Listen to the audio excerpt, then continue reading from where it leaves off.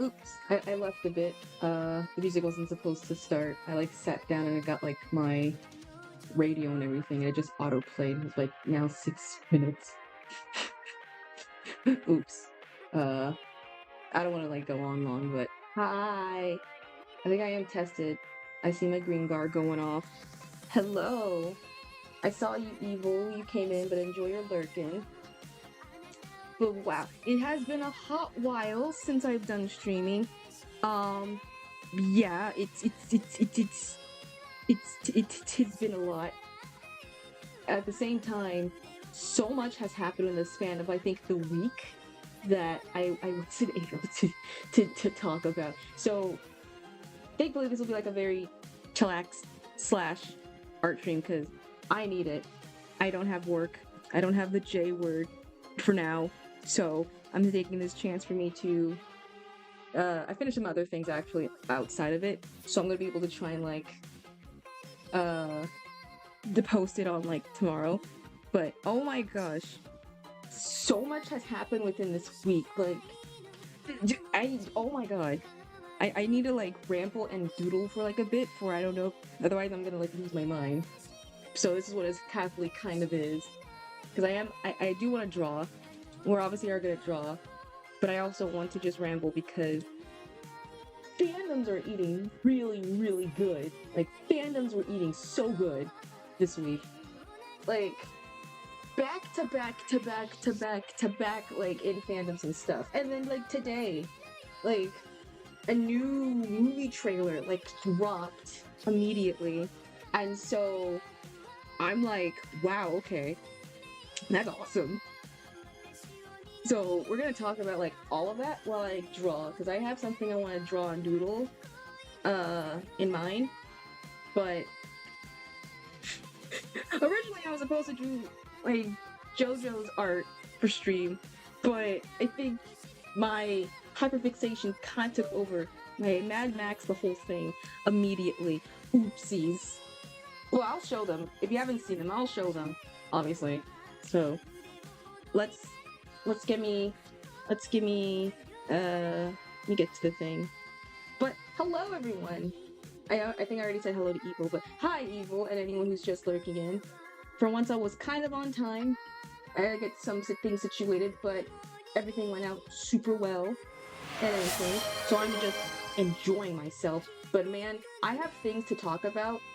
I have things to talk about. Hey, oh my... Dude, I didn't show my face yet. Hold on. Hey, Kai.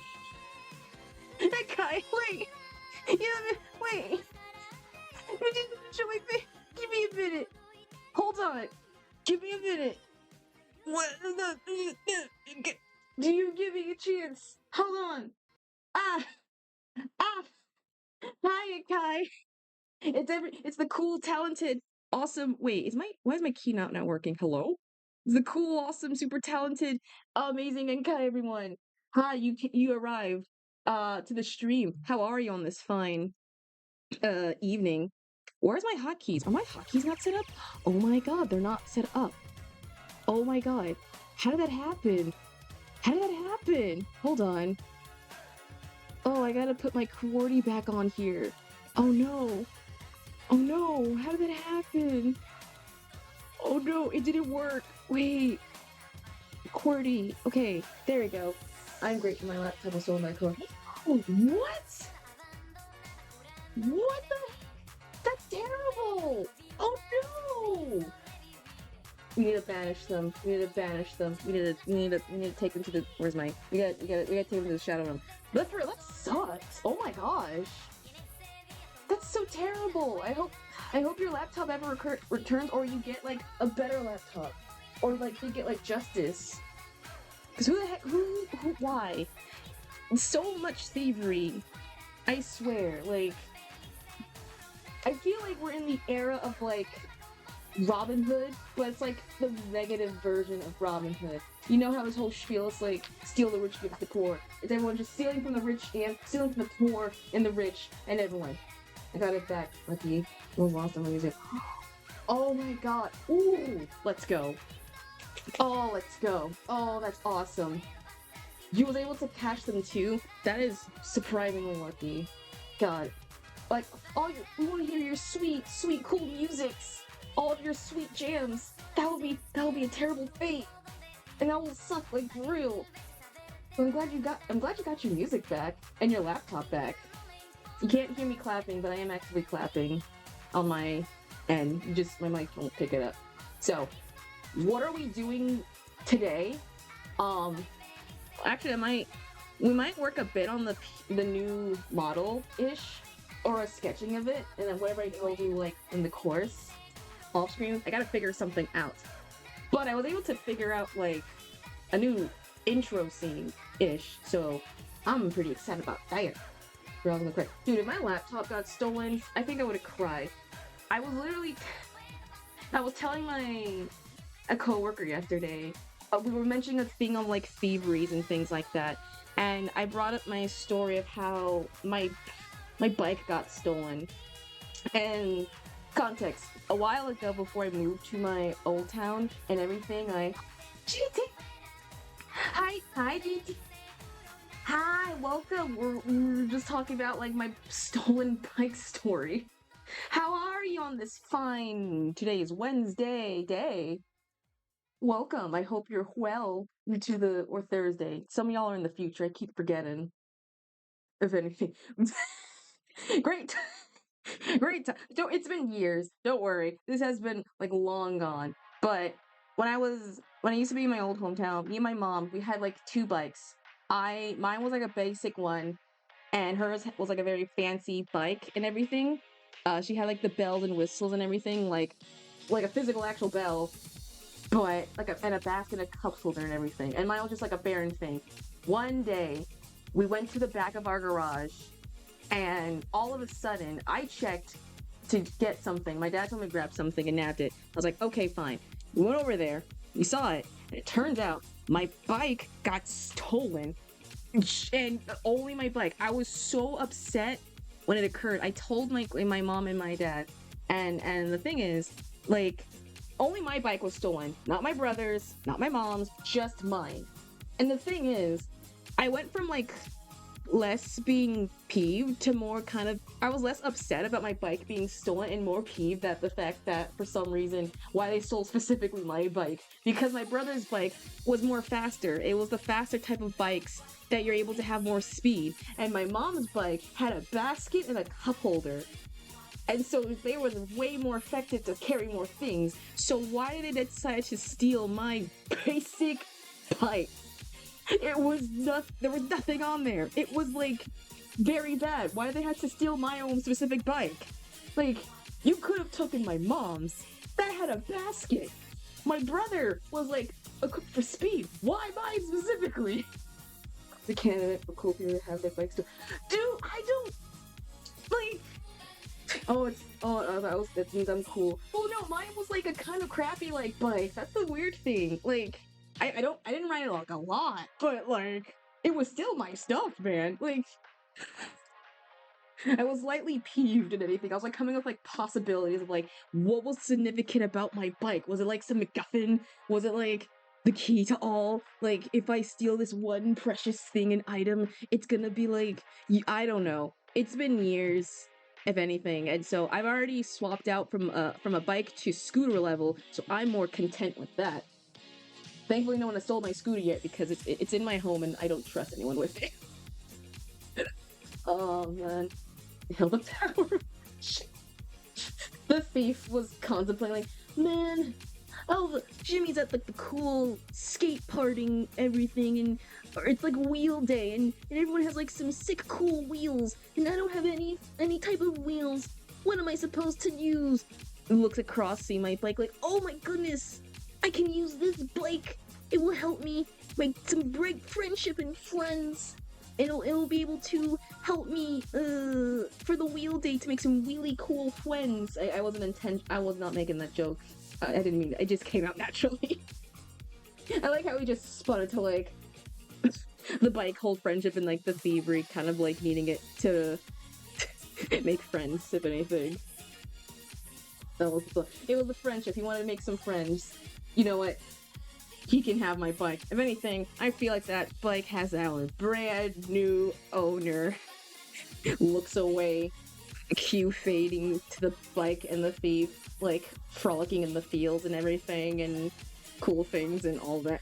But oh my gosh, okay, so I don't know if you kept up with the internet, y'all, but so much, like, in terms of content, has swept the nation in terms of fandoms wise. Like, so many fandoms had so many episodes, and that proxy so many things. So I want to rant off of every single one that I remember in those past that occurred in no particular order, but be warned, 99% is gonna be like JoJo's, because I'm hyper fixated on that, like, right now. So let's get with the big one out the way. Digital Circus episode 8 released, and oh my god. Oh boy. Ooh, it is everything that I want it to be and more. If you have not seen it, you should have seen it. Like it. I was getting right, dude. Oh my god. I'm trying to hold off spoilers because obviously some people have never seen it. However, I feel like it's ironically a good scene. Like, I thought episode 7 was gonna make me jaw drop to the floor. Episode 8, I think just like putting my jaw to like halfway the center of the earth. And the musical number. Okay, well, spoilers if you haven't seen it. I'm just gonna go off. It's been a couple of like days, and I'm pretty sure I feel like everyone has at some point seen it. So if you have not seen it, be warned. The musical number was so good. I love the musical number. It is really, really like fantastic. Funny enough, Goose was like, I'm not gonna have no musical thing. My butt. You put somehow like 2-ish songs in there with a song motif. What are you talking about? And the thing is, they released the music video like today of the, like, it came out like today, like separately by itself. So everyone's gonna like put that on Steam and Spotify, and you sweet Bippy, that's gonna be on my playlist. And the references, yes, like so many, like I have no mouth. The freaking Truman Show, like, oh my god. And oh my god, oh my god. There's like 1,000 things to like say and not to say at the same time. I'm trying to like figure out like what was like the biggest thing. I know people joke about it in like the post, but it's when like the cursing, like the censor kind of uplifted itself. I think that's when it's for real. Cursing in like shows, depending on show medias, it's usually for like a special moment or like a funny moment. But in terms of what the show has, when since episode 1 to now, they've always had censoring because it's a child-friendly thing, and the moment they drop it to drop the holy shit, it's for real. Like, it's like it's for real. You know what that means. I saw immediate like art of like Gangle looking over after Zubul said that, and was just like oh my god, the sex bully. Oh my god. Also, you're on the 5-stream streak, Evil. Congratulations. 5 5-stream streak. Let's make freaking goal.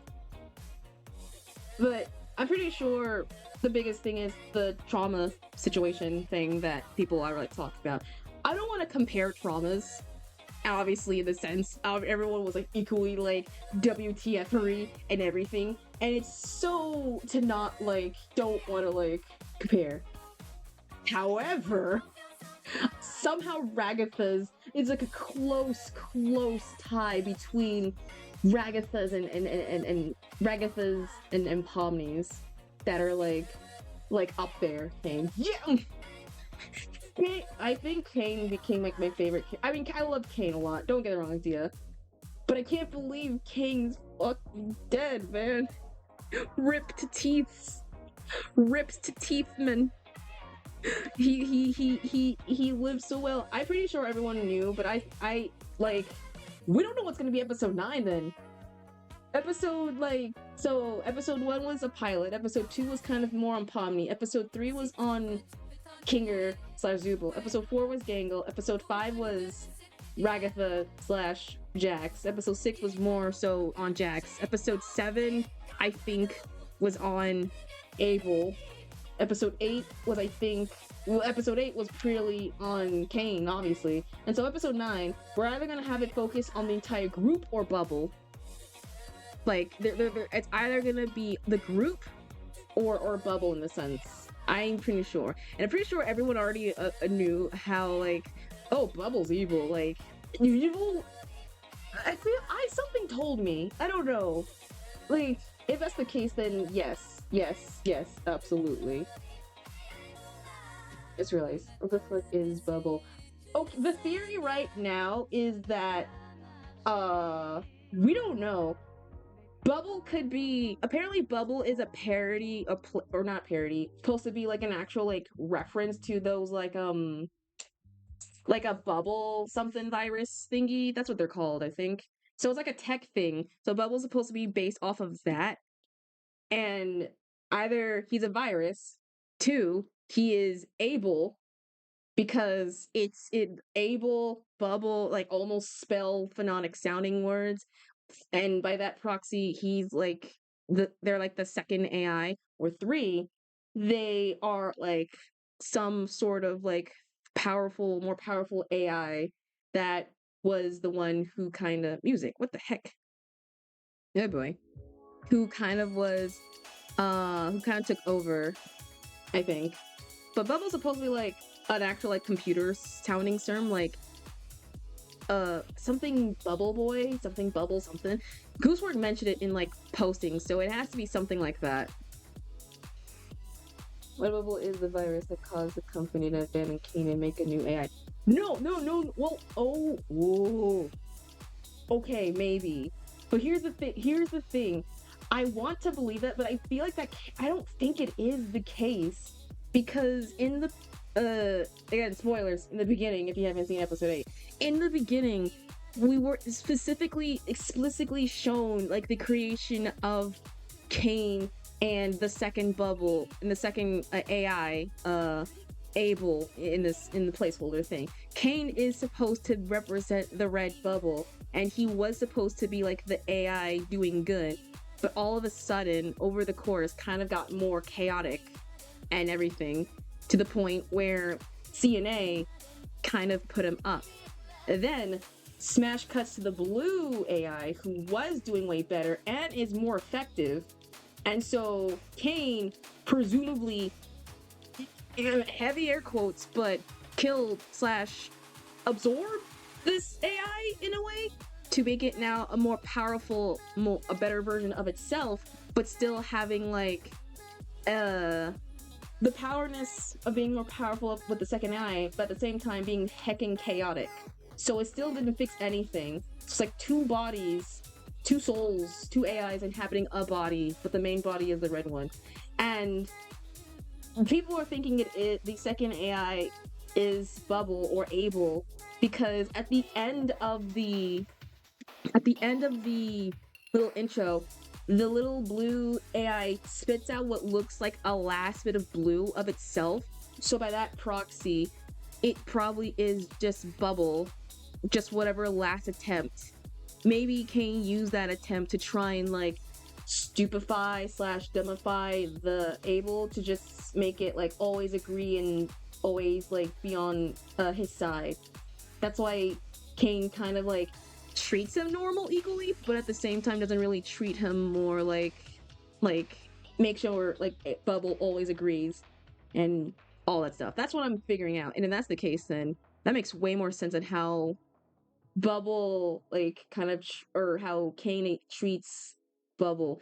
And funny enough, in the episode, the pilot, you have to, because we're at the point where like we're at the end game, so we're watching everything back. I had to watch the pilot again, and so I remember in episode 1 when Kane was describing everything, and when do you want adventure, wonder, mystery, activity, all that stuff, and like brought up the angel food cake bit and Bubble ate it.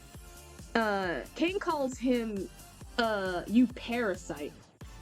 So he probably doesn't care much affection, and he always constantly pops him, if anything. Let's look now, because I was gonna schedule with my own stream. Oh my, wait, you stream? And can you stream? And can you stream? I didn't know you stream. Oh my goodness gracious.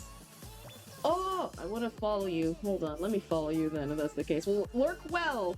Lurk well. Don't worry, I'm gonna keep rambling off of the theory of the theory of it.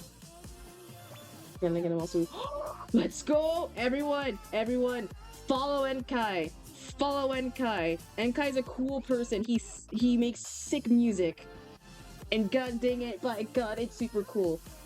Oh, you was like, what the hecky? I'm gonna follow you, make sure. I'm gonna make sure I can watch you and pray and hope work does not get in my way. But lurk well and everything. I don't wanna... I took you out of lurking, just... But everyone follow Enkai. Enkai's super cool. He makes super cool musica and everything. But onto with the Bubble thing, there's like a lot of moments where Kane and Bubble, Bubble is an AI, and you notice there's like a lot of moments where those two are in sync and are like connected in some way, shape, or form. So,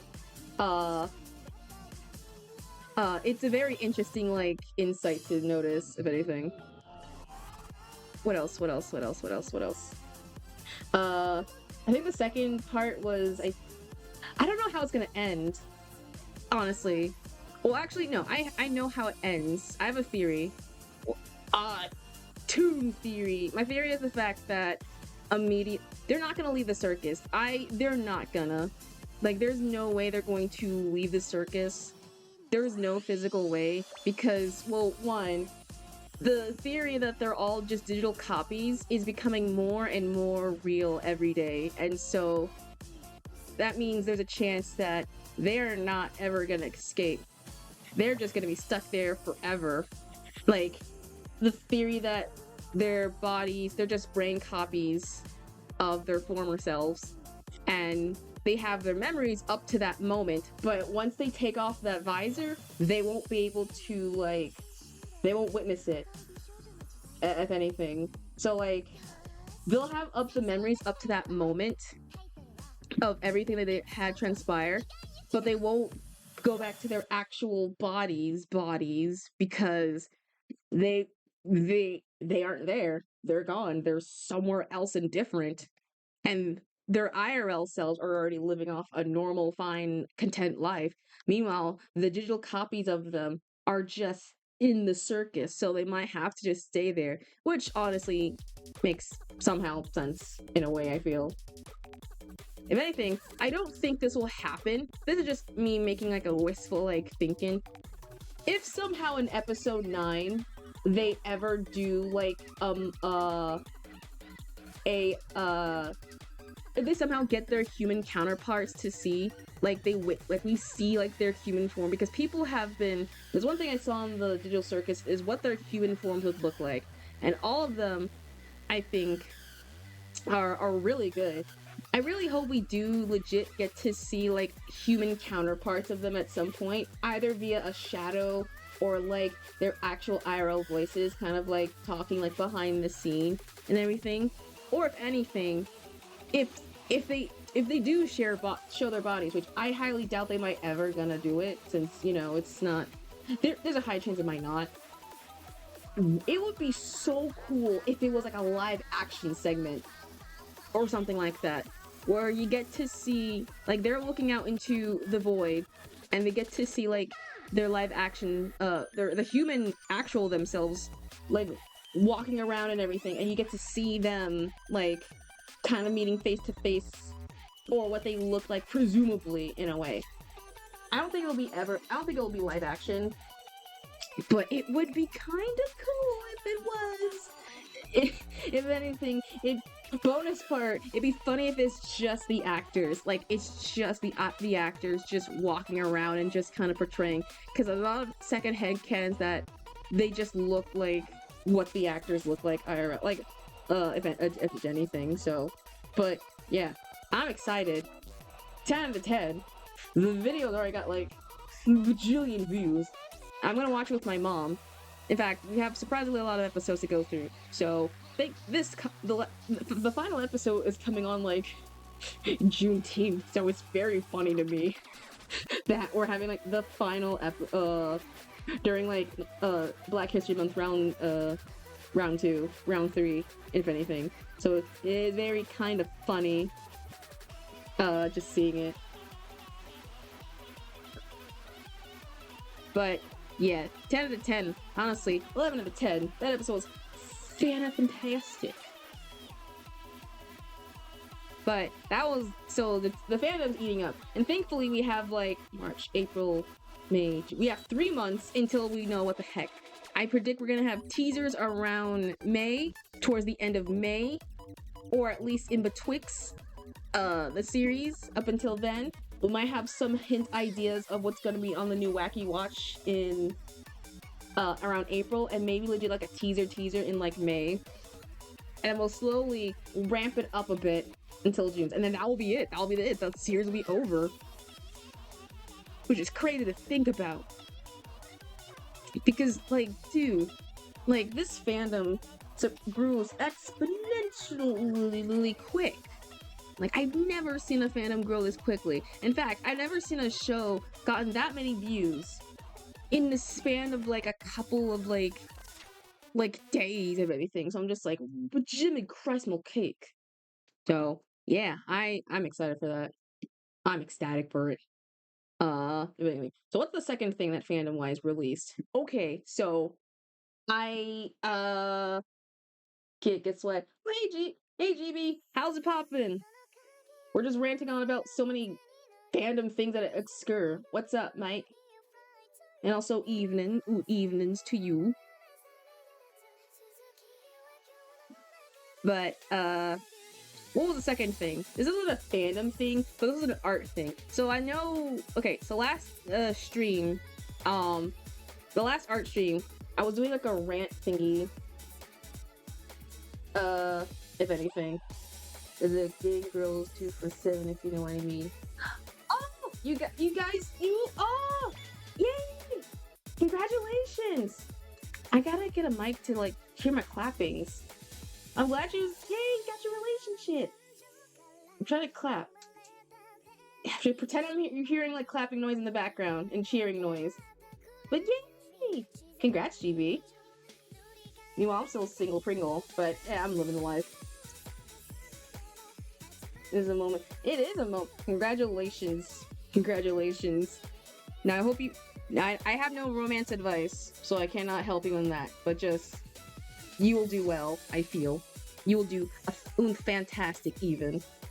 But congratulations. I'm gonna give a congratulations to GB for... Mike, stop falling. For this. This is a moment in history, indeed.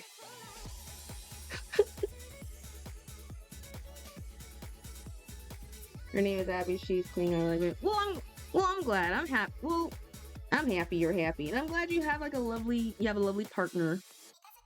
Because man, we need. Everyone's being so jaded in the world of loving right now and such. Like, there's not a lot of love going out. But oh yeah. So last art stream, I was ranting off to y'all, well, rambling, hyping up a program I found. That I was giving like a oh wow, this is awesome type beat. It was a retro program that turned like any screenshots to make it look all retro style. And I did show it before on stream. Now note, it was for not even a full 24 hours when I saw it. It looked cool.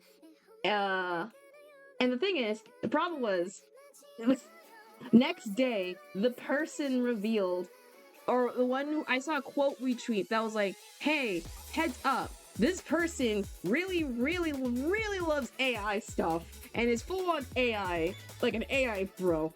And so they were like, if you don't believe me, here is a proof. And there was like a time lapse and screenshots of this person who made the model or who made the filter was very much for AI stuff.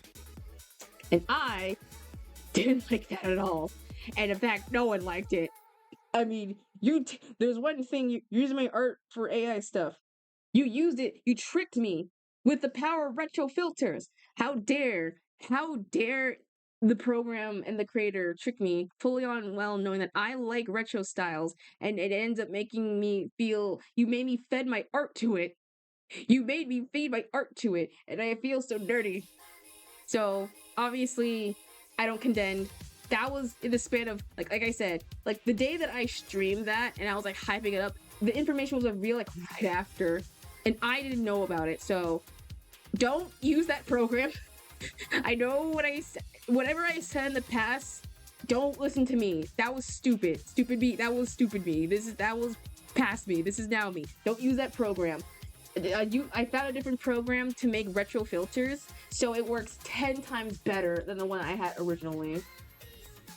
And so I don't use that program.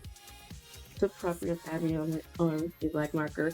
Oh, it's like a little like kind of tattoo. Like I remember I had someone remind me back in middle school when everyone was trying to find like who's like partners and things. I think someone wrote like a thing on there like I am blank's girlfriend or I am blank's boyfriend as a way to make like a tattoo. Or no, they had like tattoo kind of like things.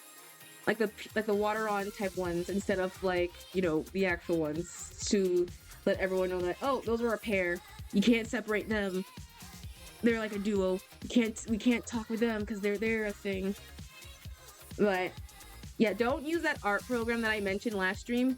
The one I have right now currently, it's called what's it called? NTSC RS window. It's a very easy program. It's free to download, so yeah, it's 10 times. It's a lot more better than the other one, and I'm really am in love with it. So I'm using that one for now on. So anytime I make any retro filter I made like afterwards, that was with that program specifically, just to keep that in mind, and it works. It works 10 times better. If anything. So that was the whole debacle thing. Okay, now this is the part where I'm gonna ramble off. I think okay, third thing. So funny enough, a big congratulations and a big giant middle finger to the death of Sora AI. I want to give my condolences and to say screw you, Sora AI, Sora 2 AI, Sora AI program. I do not need to worry about you. It is down the drain. It's dead. It's no more. It's gone. And then everyone was just like this stupid app was like we are here to say the memory of our discontinuement of Sora AI, and we know how much you guys really love the program. Unfortunately, we have to put it now down to rest. And in a way, I'm just like who's Borden? Who's Borden right now? No one gives a heck. No one does not. No one cares. No one cared. I saw like so many quote retweets, and I go quote you on top of it was like, fuck you. And ironically enough, this came like right after the whole spiel with like after the digital circus of just like now people quote retweeting like, dude, I think Kinger did not only kill the AI, I think he killed like he broke out the containment breach, he killed like everything. And it was like, congrats Kinger, good job King, good job my king. I'm just like, heck yeah. Like perfect timing too, so that's funny. I've never more talked to someone. I've been dying to talk to someone about her. Oh, well, I'm happy. Yeah, whenever you find someone you like a lot, you cannot stop giggling about. It gives you that little warm butterfly feelings. What else also happened? Okay, so this is the biggest part. So here's the part that I want to ramble off to, aka the thing that I put in my thing. So JoJo's Bizarre Adventure Steel Ball Run came out, and I think I'm back in the JoJo hole again. I've already seen it. I don't know. Be surprised. I'm not from how I talk and how I act, I do not usually depict the sense of being a JoJo fan, but little did you know I was technically. I was already a fan like prior. I binge all 1 through 5, and then when part 6 was announced, I started to read a bunch of the manga for part 6. And so I was very invested in the series. And then when it got released, I also binged it, sadly, wasn't meant to, because it was all in a batch. So I had to literally time myself to try and watch them all evenly. But I was, when that got finished, I was starting to read part 7, if anything. And so I started reading upon that little tidbit. And when it was like announced, I was like, okay, I'm gonna finish reading the rest of it. But I got so busy, I wasn't able to continue it. So now I'm just gonna go into this series very semi-ish blind of Steel Ball Run. I had no context of what happens in the series. I'm gonna live off the fan art and just whatever out of context spoilers that fan art is, I'll be like, okay, that will make sense at some point when I get to that part of the series. But right now, I'm just loving the art. And funny enough, I may not have drawn JoJo's like at all in any of my parts, like in my post. You could like check me on that, I think. But I was an editor, and so I did a lot of Jotaro or JJ Jim Jan's Bizarre Adventures on like my old Insta, where I am still getting likes to this day, which is it's very haunting. If anything else, my friend kind of got me into it in a way, so I gotta blame them for that, affectionately, platonically, wholeheartedly.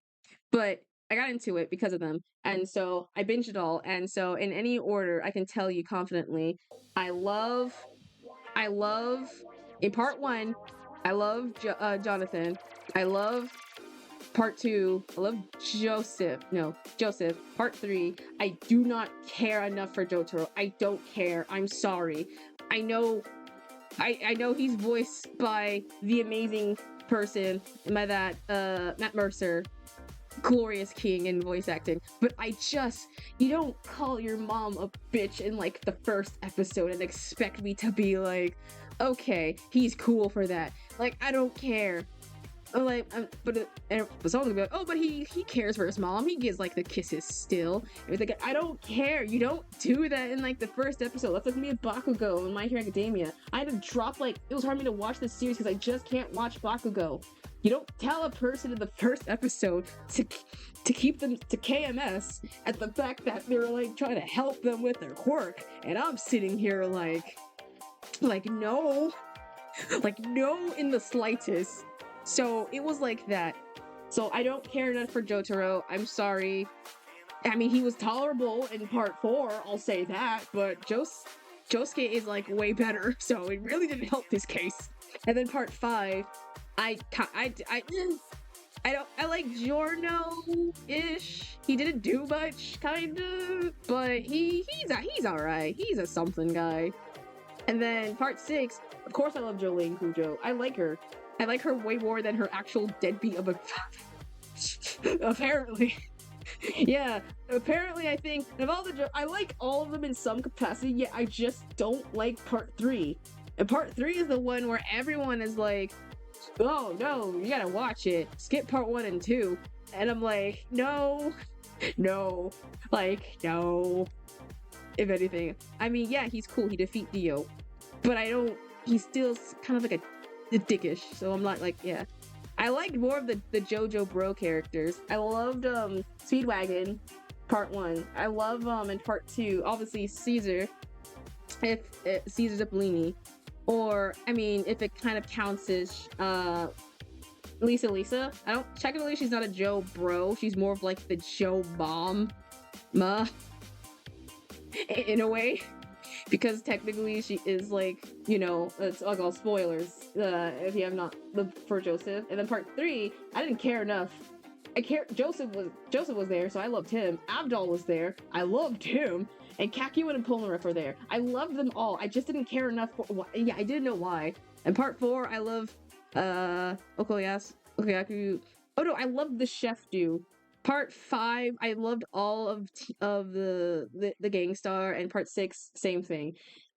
Or and now in part 7. So here's the thing. Here's what I went to. The thing is, I was going to like stream this in my room with pizza and everything, but I was like, no, this is a momentous occasion. So I decided to go ahead and tell my mom I'm gonna watch TV in the living room for the first time. And she was like, oh my god, for real? I was like, yes, this is a for real moment. And so I got my food. I was able to sit down, watch like the first episode, and my god, I think I already have like a tier list. And this is me going out with any spoilers. Like I said, I only read a little bit of part 7. So anything after from that episode, I don't know. But I'm kind of scared for if I do commit and say like who's my favorite character or not, because it either like makes or breaks it. So if you have seen or read all of part 7, don't spoil. Do not be like that person. This is someone who only read a bit. I read a bit, that doesn't mean I read the whole thing. So yeah, keep those in mind. However, this is my honest opinion of all the characters so far that I do like.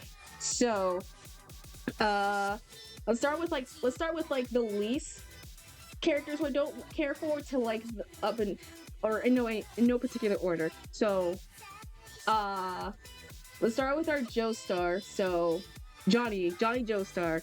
I thought I wasn't gonna like him, but he already has carried the same like energy as Joseph or Jonathan so far, because spoilers, he's supposed to be like right.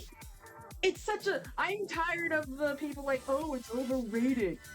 Technically it is. However, it's good when you have people telling you like it's like a bad show. Do you not know how many musical references? Part 3 and onward. Also, hi Shy. You came just in time. I'm legit about to ramble about like part 7. Actually, can I bring out my art? So let me actually ping these out. So the minute I like finish watching the episode 1, they have not released any episode yet. We don't know when part 2 is coming out, so or the second episode, so I'm like I'm peaked on that. But the minute I finished watching episode 1, I immediately was like, I gotta draw this. And from rise up to down, I wrote 4 screenshots. Also, hi Mother, you came in. We're just about the JoJo rant. We're about to JoJo rant. And depending on the social platform, I did 4 screenshots, all of at least the part 4 or part 7 of it. So let me actually show them. And yes, this was me messing with like the actual other filter.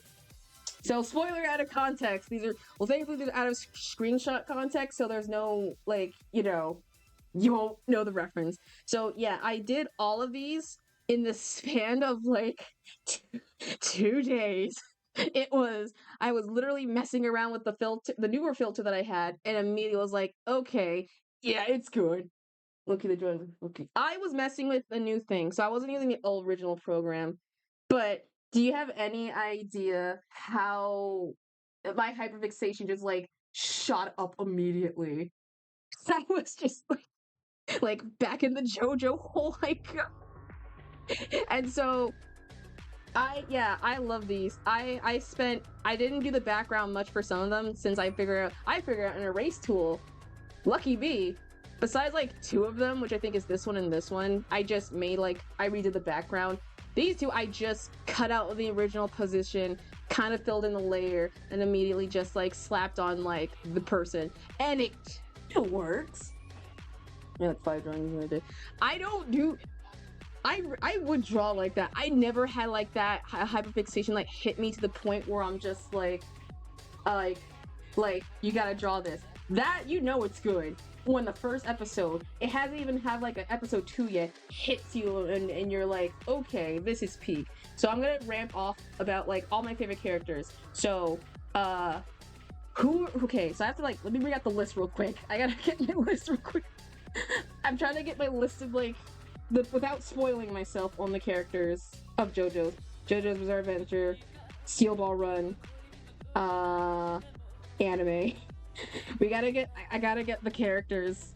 I gotta get the characters quickly. So I'm like pulling up my phone and everything right now. Okay, so I got it. This is this is part 1 or part episode. What? God, episode 1. This is my official version of who I like the most.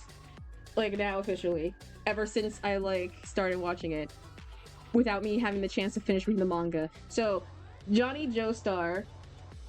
All right, wait. Before we get to start, we gotta get some mini context. So, if you want to watch JoJo's, but you're worried that like, oh man, am I gonna have to watch all of JoJo's to understand part 7? Yes, you do.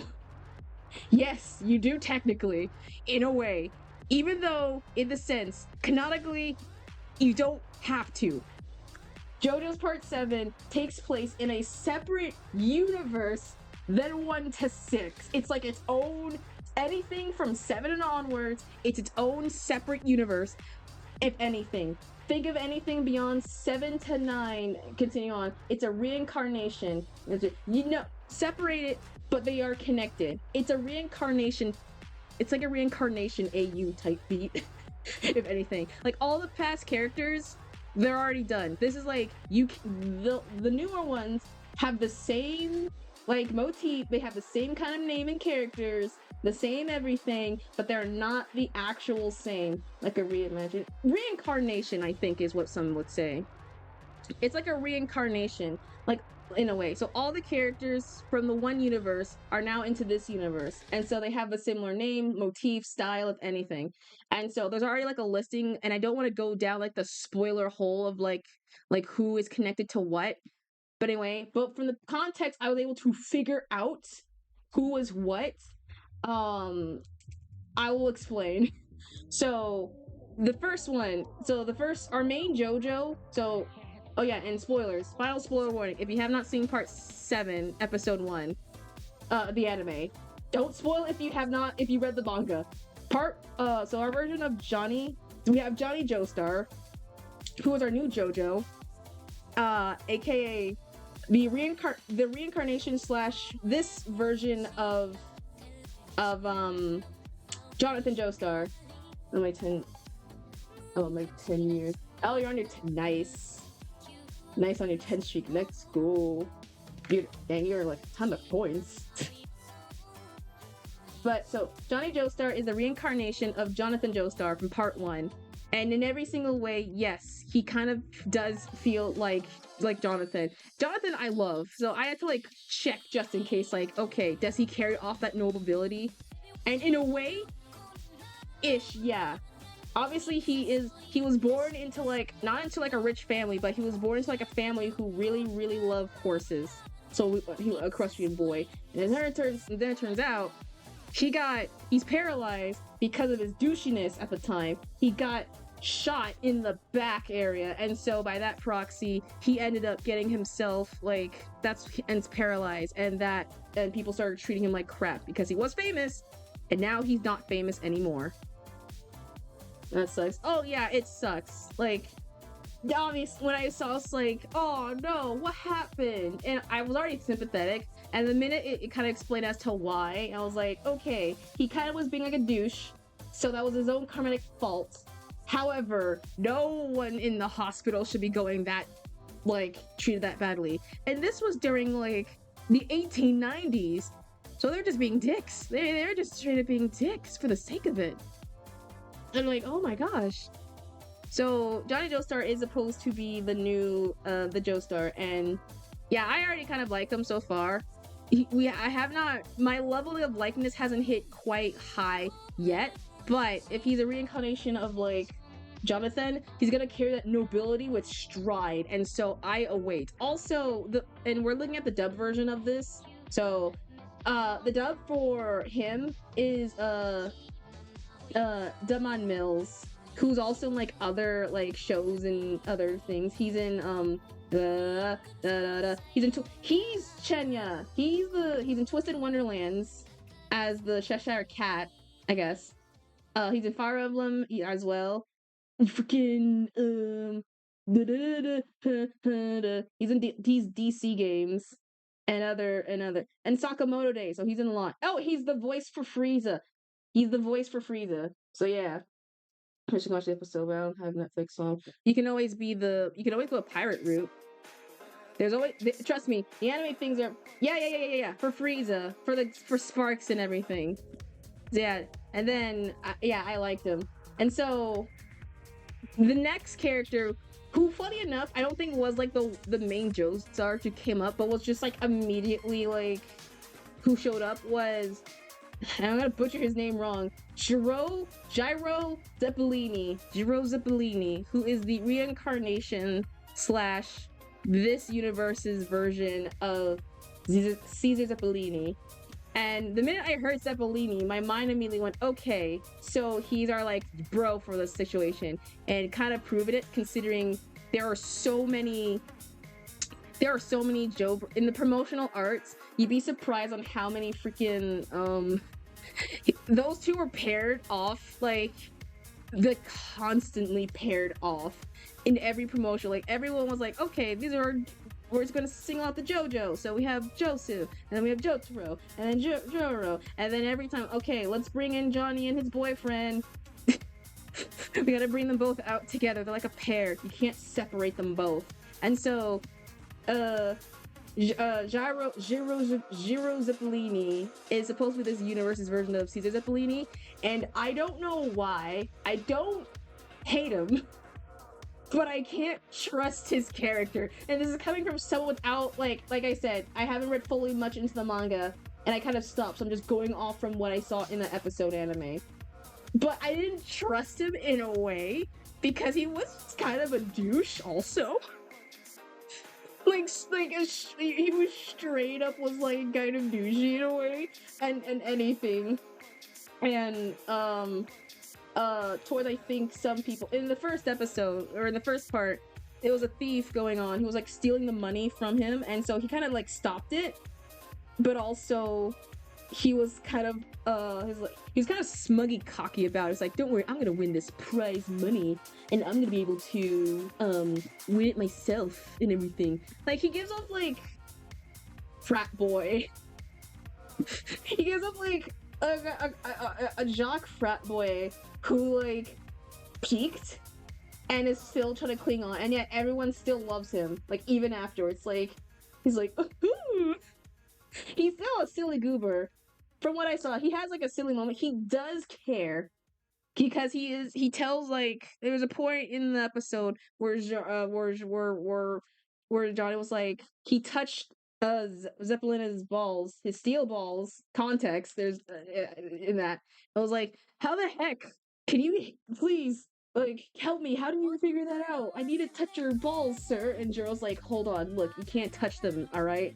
Like there's some secret behind there.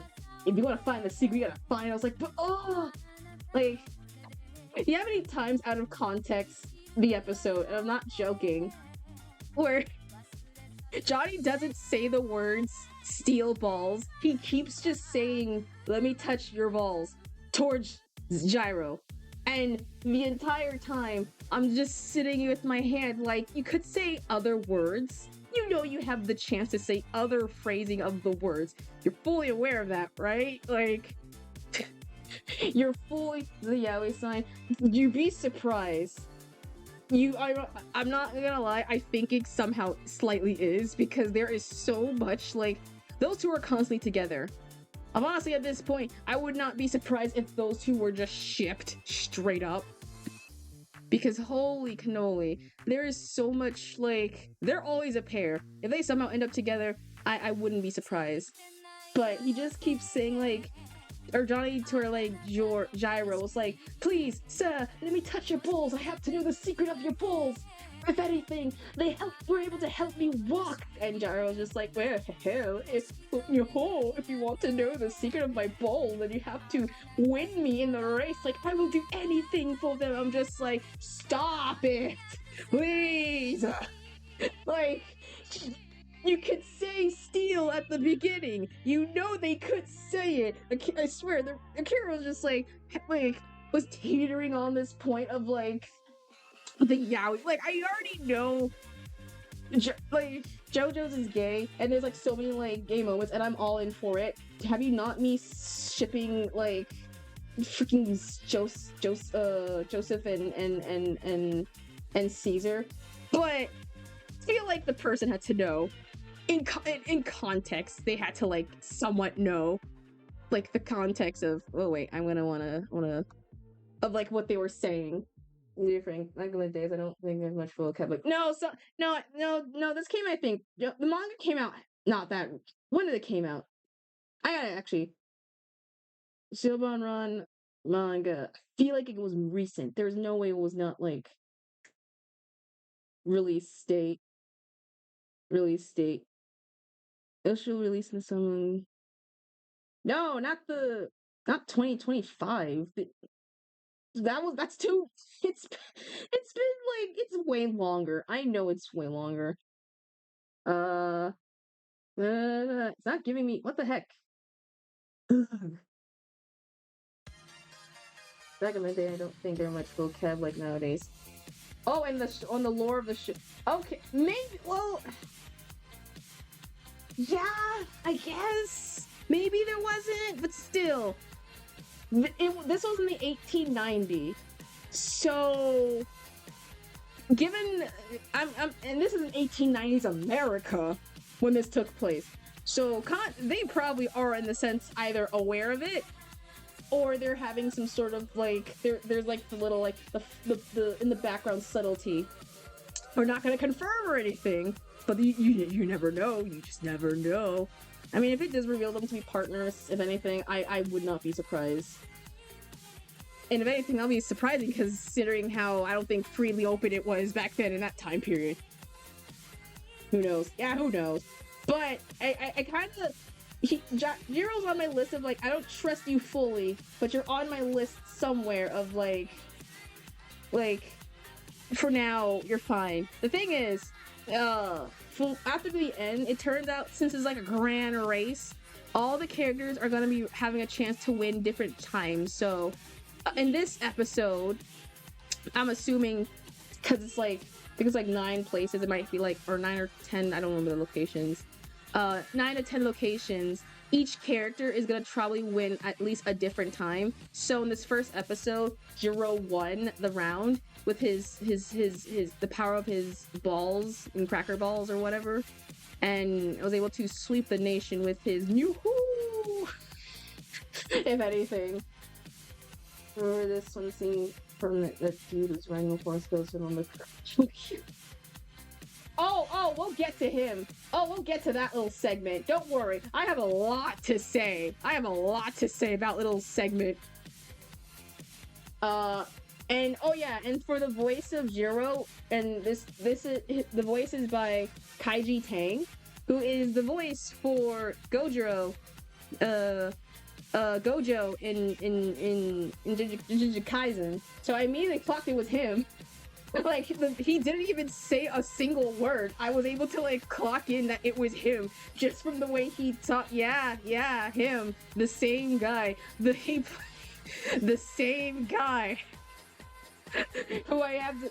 Which is funny enough. I don't care. I really don't care enough for Gojo in JJK, but in here, I kind of am cool with it. I don't know what happened. Maybe I just don't like how Gojo's like written character-wise, and here he's kind of like. He's not like a superpower person, so we'll just uncle. I've already gave my reason as to why I'm not a Gojo fan.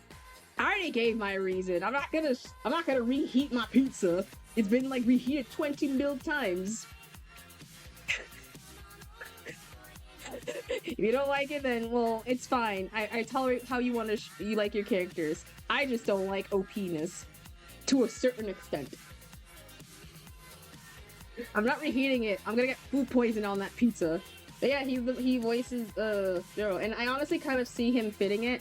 He kind of plays super well with like the cocky character, so good job, Heiji. You played him well. Okay, so we have 2 more characters. They were in the beginning, but they're kind of like in the background.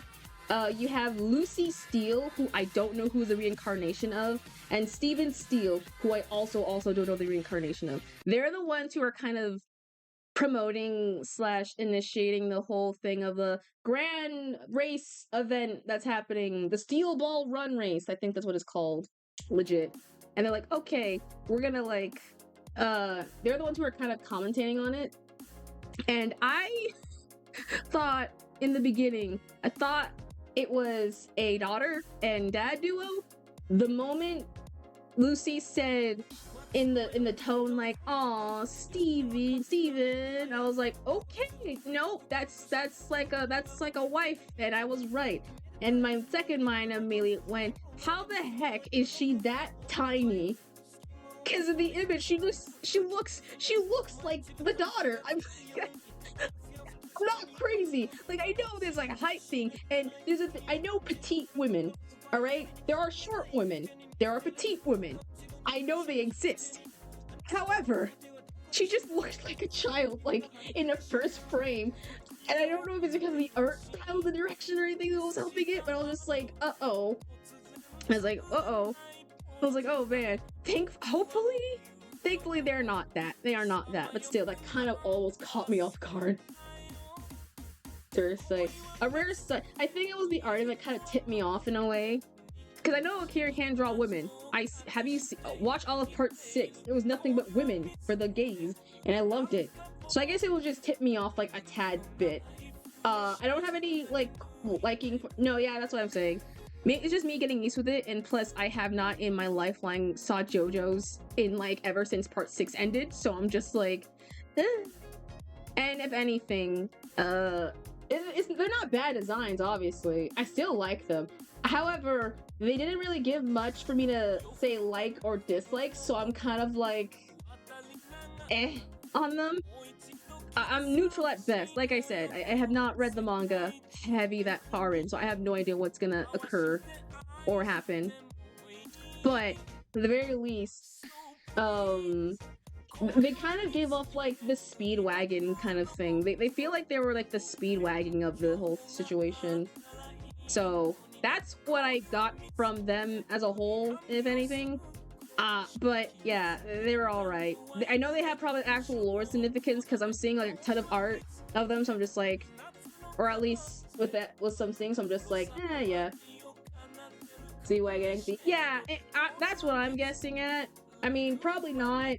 Obviously, Speedwagon's because I'm going off Speedwagon from the first because they're the type to like commentate on like, you know, what's happening in the race and on the things and the fights. So just like that, I just assumed. So let's go who the voice is. So the English dub for Lucy Steele is by Frankie Cavici, who's also the voice who is in Silent Hill F, Rinuko Nishida, as well as what's her name? What else? She's also in Apex Legends and Fire Emblems as well. So yeah, I know there's probably more voicing roles. For some reason, it's not just giving me more voicing roles. And where is he? And Steven Steele is by Jamison Price. So Jamison Price is in Yakuza. He's also in Date Everything, which surprisingly, I can never escape that game. We gotta play it again. At some point. He's also in Final Fantasy. He's in the 7 Deadly Sins as well. He's in Tekken 8. He was also in what else? I'm trying to find Detective Conrad as well. So yeah, also kind of stacked in the sense. They put their best performance in. I can't wait to hear more from them. I just can't, from a characters thing, I just don't know the significance quite yet. We're just waiting. All right, and so my third kind of, well, another character who I kind of like. Okay, we're gonna have to like get out the way because there was a character who kind of was just like there for like a bit and they kind of just like left immediately. We have Muhammad Abdul apparently was in it, but just for like 3 minutes. I'm not joking. 3 minutes. Who's like added all the, yeah. So Muhammad Abdul kind of got reincarnated, but he did not. He got reincarnated to a character named Ahmed Abdul. Like it just looks like him, like hat, jewelry, same color palette and all. And so because of that, he immediately got cooked 3 minutes, and yet there's fan art of him everywhere, which is funny. Is it the Yes I Am guy? Yes, he is the Yes I Am guy. He's the same in the English dub. He's voiced the same one who is Gundam Tanaka, Chris. I can't remember his last name. He's the voice for English Gundam Tanaka, and Ryo Mahoshi and Danganronpa. But yeah, he is that. And so funny enough, he died in like in 3 minutes. He was supposed to race via camel and then immediately got like curb stomped from cacti, and so I was just like, well damn, there goes my black rep. He's just out for the kill. Like immediately. Like I was just like, how? Like you got cooked in like the last life, you immediately got cooked immediately in 3 minutes. Your other counterpart survived a headshot. How did you got KO'd from cacti? Like you suck. Oh my god, and it was funny. So just like, well, whatever. But he's important because, you know, he's supposed to be like a reincarnation of Muhammad Abdul. But I just have to mention him, otherwise if I didn't, I'm gonna be forgetful. And so okay, now back to him. Now alright, we're gonna talk about the main. So the main antagonist, well, I'm assuming main antagonist. We have Diego Brando, who is obviously the reincarnation of Dio Brando. Like it's literally Diego, it's just him. It is literally him. And so he is supposed to be the reincarnation of Dio Brando. Like in every single shape and form, it is him. And his tuck in those glutes. Sorry. And I was kind of surprised seeing it. He looked pretty. I gotta say, he looked pretty. He looks really pretty. And I don't know why or how. I think it's I don't know how he's gotten that. I think it's probably like the eyes or something. I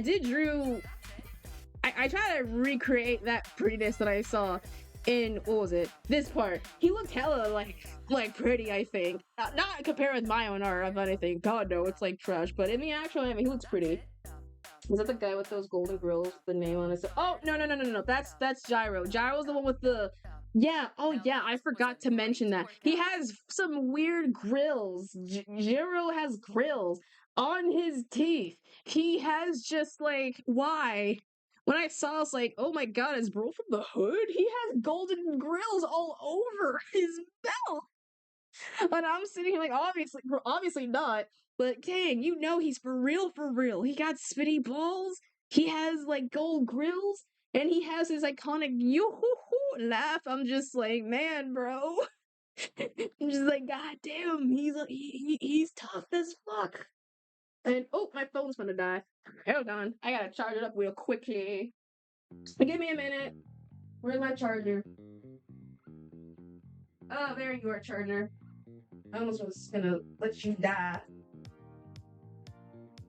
Not today. It's a little far away from me, so I can't really look at my phone now. That's the charger, but nah, for real, he is. And then, so Diego Brando is supposed to be like the reincarnation of Dio, and obviously he gives off like antagonists, obviously. So I'm just assuming, this is just me making an assumption, that he might be our like big bad for like the series, if anything, since he kind of is just giving that vibe of like oh, I'm gonna end up taking care of you. And the funny thing is, in every universe, it's supposed to be like a rival to like a Joestar. Joestar's in anything, but in the race, his rival is Gyro. Like Gyro is like content and winning, and I thought he was gonna be the rival. If anything, I thought they were gonna be like a bro immediately, but I guess not. It's like some lovers first quarrel.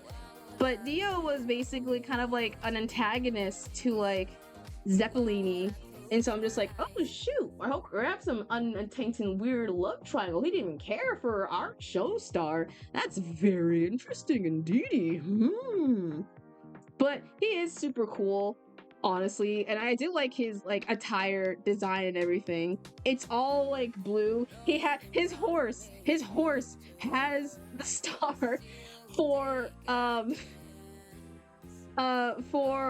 his horse, and I love that so much. Like it's like smack dab in the middle of it. It's so cute. It's so cute. And he's like, and the thing I remember from the teaser, from the trailer release is like, I see. It's what did he say? It was like, I don't know how he said it or what was said, but I just remember the enunciation of like, that's not how you goes, you troglodyte. And I was like, oh my god. Like, oh my god. It's like troglodyte? Really? And I was like, oh boy, like he's my favorite. I don't even like, is he British? He sounds, I think he's British. If any British person, if any Brit tells me troglodyte, then I'm gonna assume and say yeah. But he's like the uppity, which kind of makes sense because because Dio in Universe 1 is technically British, so that makes like 10 times sense, if anything. So yeah, our dude was British and everything, and it was kind of just, it's like, I started just like every now and then just whispering to myself like troglodyte. I was like, oh my god, I want to like, oh my god, bruh.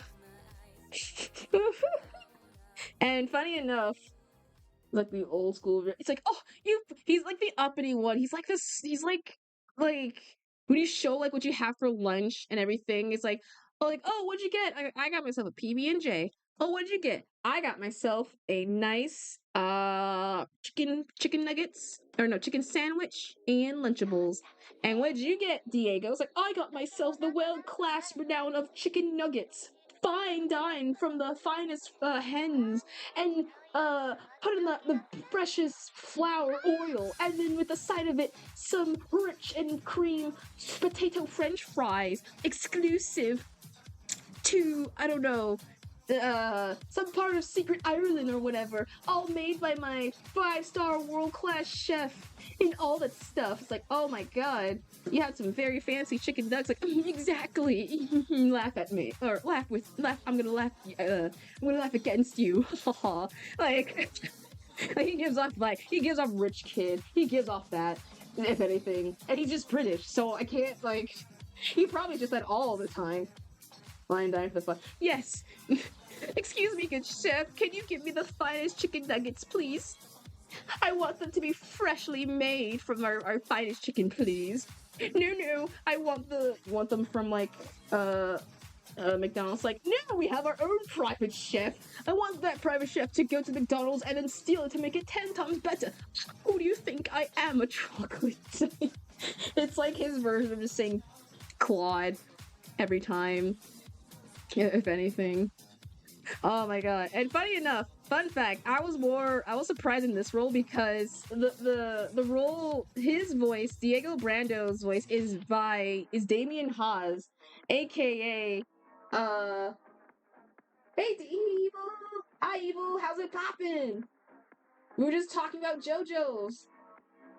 We were talking about Jim Jam's Bizarre Adventure rants because a lot of things happened this week. How are you on this fine Tuesday? Wednesday. It's Wednesday, not Tuesday. Thursday for some of y'all. Yeah, I'm just ranting on JoJo's because I've been hyperfixated now, and I've just been retweeting that nonstop on my like timeline of Twitter. So I'm just like, heck yeah. But yeah, Diego Brando's voice is voiced by Damien Haas, aka the funny guy from Smosh and from other hit shows and live actions, and also the voice of Lionos in My Dungeon Delicious in Dungeon. So yeah,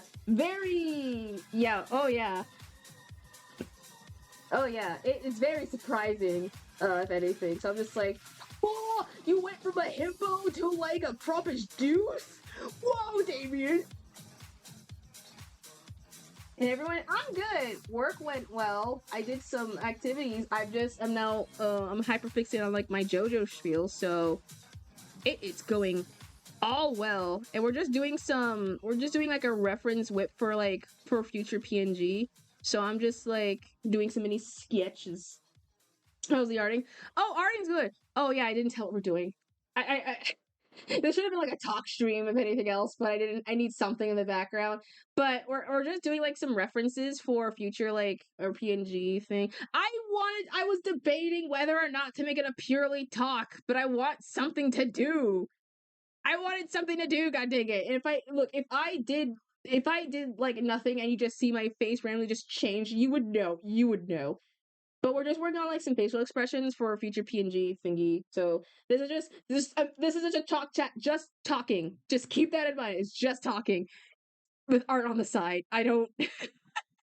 Yeah, but but yeah, it's funny enough because someone made a comment from I was watching a Smosh, like a out of context Smosh video on Twitter or on TikTok, and so someone's like, I can't believe because of Damien voicing now Diego in JoJo, this is canonically means that Smosh is in the JoJo's universe. It's a JoJo reference, and I'm sitting here like, oh my god, like oh my god, that makes sense. Like, oh my god, it makes sense in a way. And on the wrong layer. So yeah, congratulations, Davian. You've single-handedly made Smosh a part of the JoJo's universe unintentionally. So, and the thing is, the second funny thing enough is that there was a video of, they had like a thing where it's like, I think it was either your meeting your like ex or like the funeral thing they always be having. But one of those videos, they had Shane came out dressing up as Dio, and Davey was the one confronting it. And so I think it was just like it was subtly just like a way and a wink and a nod to be like funeral. I think yeah. Dio being played by Shane in that was just like playing as him, and so people were like, "Oh my god, that was some foreshadowing indeed. We didn't even know what was gonna happen." And so now Smosh is canonically part of the JoJo universe. So that's kind of funny in a way. That was kind of funny. So I like that a lot. And obviously, yeah, everyone knows Damien Haas. The biggest iconic role he's in was in, like, I mean, if you watch Smosh, you know him as Smosh, or by that the funny guy who was, I think, when I was just watching last night, the Magic School Bus reunion where he played, I think, Charlie. As like a lawyer, or if you're an anime fan, Lionels from Delicious End. So yeah, kind of cool. If anything, it's kind of cool.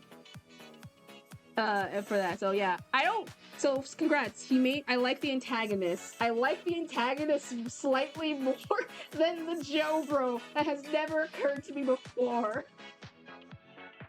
Just being as much. Remember those like booster goaletics that everyone's agreed exchanged with? Oh my god, yes! Yes! And I stand by it. Like, DC, if you, or Marvel is the one who makes Booster Gold, I think. Marvel, if you ever make a Booster Gold TV show or movie, get Shane to voice Booster Gold. Get him in. We stand by this. And he kind of fits the cat. He fits it. DC. Oh, wait, who? I thought it was Marvel. I'm not a Marvel or DC fan, alright? I know he's in either or. I just don't know. But I know he's in either or. I was almost gonna say, like, DC, because I think there was, like, another similar superhero who had, like, that style. Or whatever. But, yeah, anyway. That's my, but yeah, it's super cool kind of seeing him. And it makes people remember every now and then that, oh yeah, he's a voice actor. He acted before. He was on like Nicktoon shows, ironically, with Shane. So it makes sense for him to be like a part of it. So it's just kind of funny. Just seeing it. Let me just like duplicate this. Duplicate. And so he's really into, if you know what I mean. I trust me, I care. I barely kept up with like series. I barely have a chance. He's gonna sleep. Rest well! Evo, sleep well, rest well. Thank you for popping by. I hope you have a good rest of your sleepage and resting. All right. And so who do we have? Who's next? Okay, so now we're getting to the side characters. Technically, they're all main characters. We gotta get to the side ones. I'm saving my best for last. So the one we have is Soundman.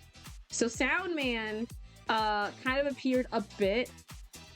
He was ironically is the man in the beginning of this series when he was like running away, and I forgot like. The series reminded me was the sense of how it was like immediately it let you knew this was 1890s because they were like it's like he's like no joke. Soundman was running away from I think his tribe and immediately was like was like he's reading the papers from the white man. I was like wow, we're already getting started fresh. And so Soundman's whole deal is he's in the race to win. But he's not racing with a horse. He's racing with his own horsepower called legs. He's taken the Joseph Joestar technique and is using the power to run away or run towards it. And he has very powerful legs. So he's just been running, like I think the entire time. And so it's also the same thing. I do kind of like him in a way because it's kind of more a cool traversing of someone to like using the natural world without like another power.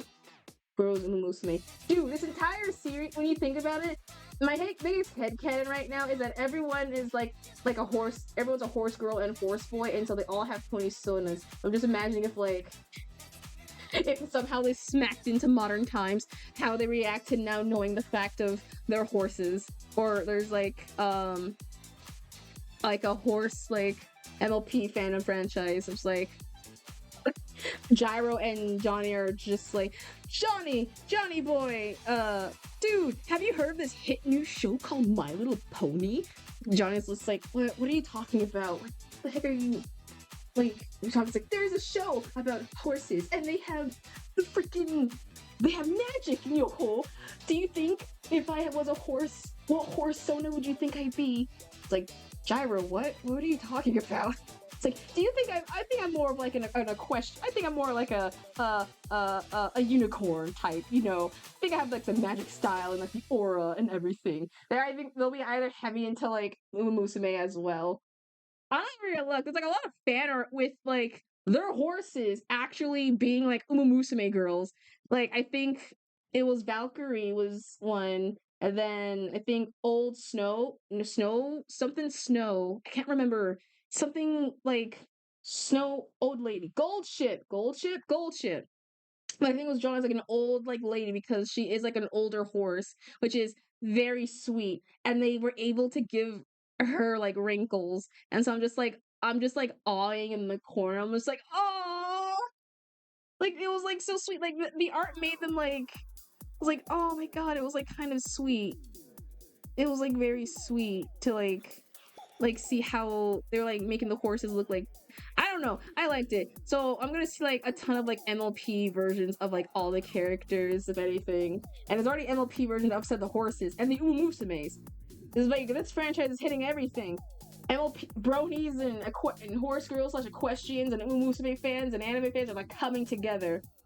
And so I kind of like Soundman a tad bit, because he's using like the natural terrain and everything instead of like using a horse, physical like horses. The thing that caught in with the only rule in this was that anyone can race with any method, so to traverse. So a lot of people used horse. Muhammad Abdal, the Muhammad Abdal reincarnation, used a camel. 2 people try to use a car, and so he's the only one on foot, like physically on foot running, and he has the power to try and win, and he kind of was able to closely get to it. So it was like no, there are rules. So the first rule at the very least was like whoever got to like the first round got like an hour head start / like a bonus, a cool bonus of like 10k, I think, because the original bonus was 50 million. And so I did like a quick Google research to like what is that today, And it's like $2.9 billion if it was happening in 2026 right now. So I was like, wow, that's a lot of money. That's a lot. Yeah, that's a lot for 1890. That is a lot. Surprisingly, and it made me definitely question how the heck did this person in 1890 was able to get 50 mil. Like, I know it's like fantasy and things and it not make sense, but there's like some logic I have to like put my foot in a little bit. Like, you have to like on this first trip. Oh yeah, you have to go from, it was like from California all the way up to New York. So that's a long race. So I wish you luck if you ever would it. If it was, I know I saw a video recommendation on my thing that was like a guy who actually did try to do like the same like path of Steel Ball Run and did the exact same thing as well, which is super cool. So that's like someone's future road trip plan to do the exact same method. So yee. It's on my watch later. I'm gonna watch it. Don't worry. It does look cool because it makes me realize that yeah, it does influence. And it really does influence, which is super cool and awesome to see. And so I do like, so Soundman's voice, he is voiced by, where is it? Okay, so this is a new person who I legit don't know. Alejandro Antonio Ruiz. Immediate pop-up was like, oh, did you bet Alejandro Saba? I was like, no! Wrong guy! Wrong Alejandro! Not anyone is him! Please! But he's also in, I think, he's very, he's not new, but I know he is, like, in the field. So he's in, like, Valorant, he's Gecko, I know. He's in Honor of Kings, Prince of Tennis, Tokyo Revenge, Mobile Legends, Bang Bang, if anything. So he's in he's quite a lot, but he is still, I think, new to me. So, honestly, he played him super freaking well. So I give him props to that, if anything. Oh yeah, a lot of this show is just like, oh, I didn't know he was in that show. I'm just like, yeah, kinda. I just don't know half of them, so you can always look up the anime website, and be like, oh, I didn't know he was in that. Like, yeah, now you know. Alright, now we're gonna get to the actual go to the entire series. Like, I'm saying this, like, generously. Like, this is the coolest person. So, I mentioned all of them, but obviously there's one more who I have to be like, who is, I think, by far, who became, like, the best character. He went from my, the best character, and that is the one and only, the GOAT himself, Poco Loco. I read a kind of ahead of what his whole spiel is, and I never thought I was going to like this character. Here's the thing. I know, obviously, the voice actor, who we'll talk about in a bit, was gonna have a role in it. Now, I didn't know, I was gonna watch it regardless, even before they were announced. And so I was like, okay, I'm gonna watch it. I wasn't have the chance to watch it for a bit because I was like in the middle of working and everything, but I saw my timeline was constantly filled with just this specific character, Poco Loco, who is obviously, if you don't know, is this guy, this is the one.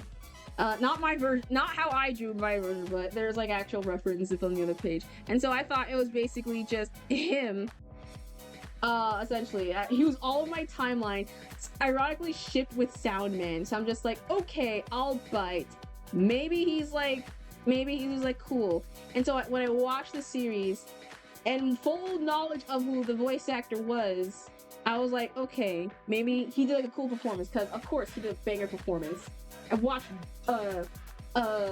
Delicious in Dungeons.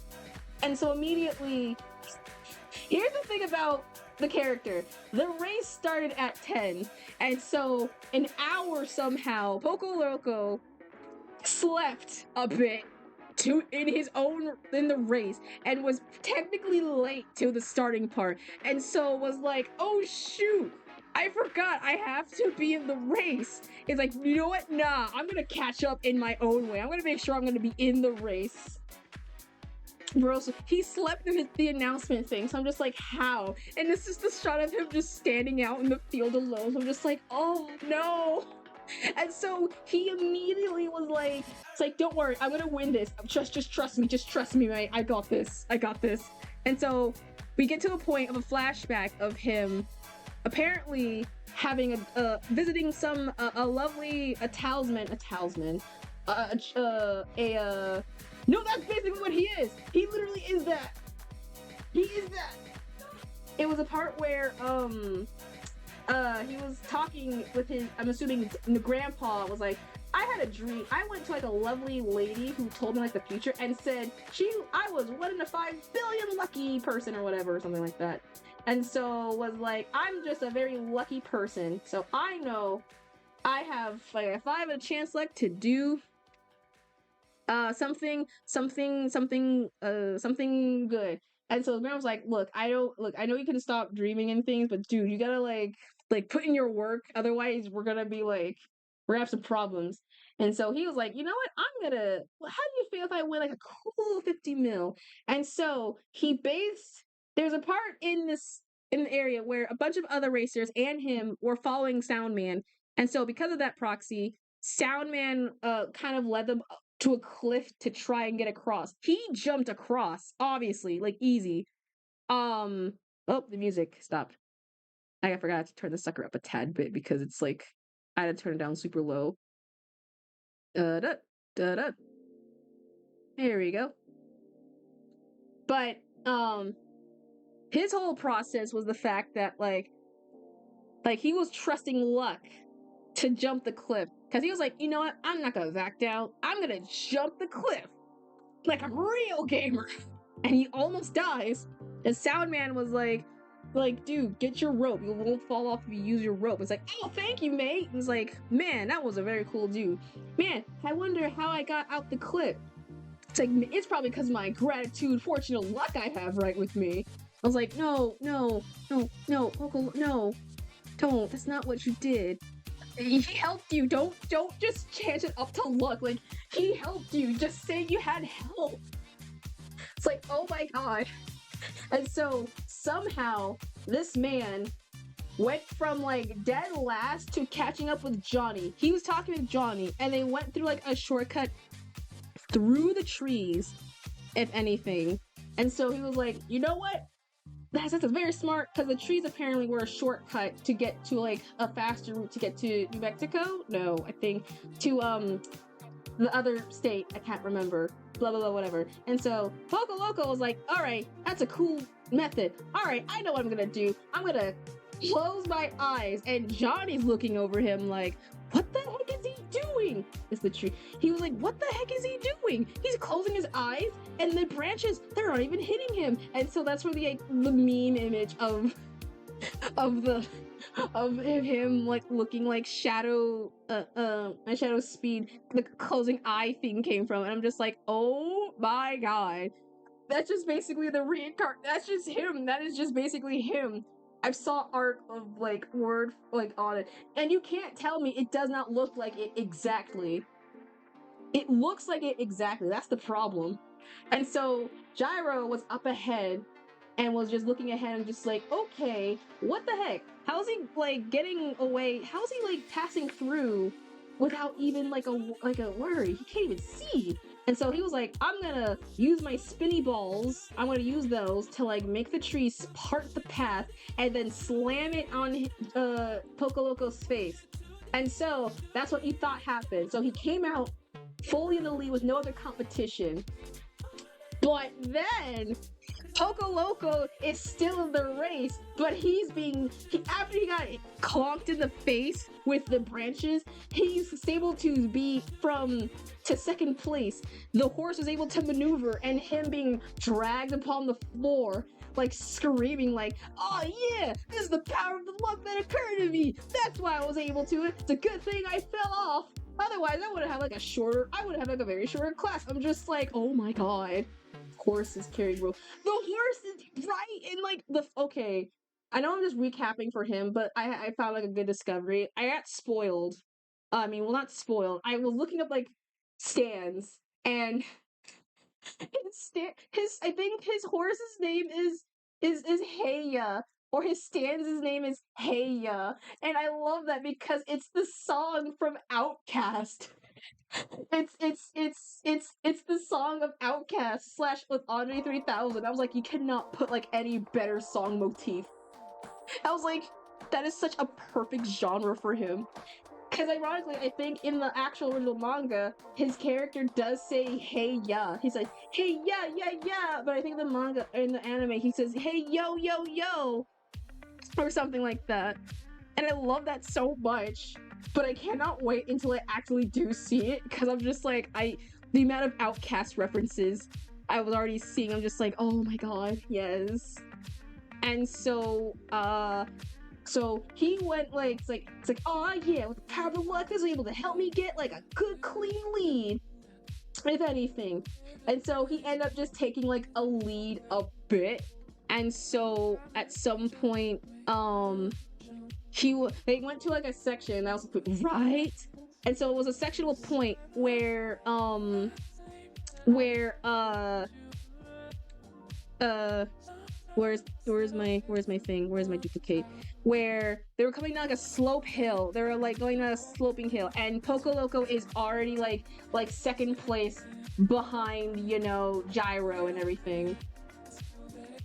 Oh yeah, I forgot that was the cool thing. The thing I like cool about with JoJo is that like, now that he loved like older fashion styles and trends and things, and so from 3 point onwards, all the stands have name references to like older songs, and unless you know really heavy into it of the songs, like referencing, you'll understand it. Like, obviously in the beginning there were tarot cards in part 3, like a lot of them were tarot cards slash song references, if anything, so that's fine. Part 4 is when they slowly incorporated the song genre reference and things. Like, example, in part 4, Kira's stand is called Killer Queen, which is a reference to Queen, and the stand is Sheer Heart Attack, which is also a reference to Queens as well.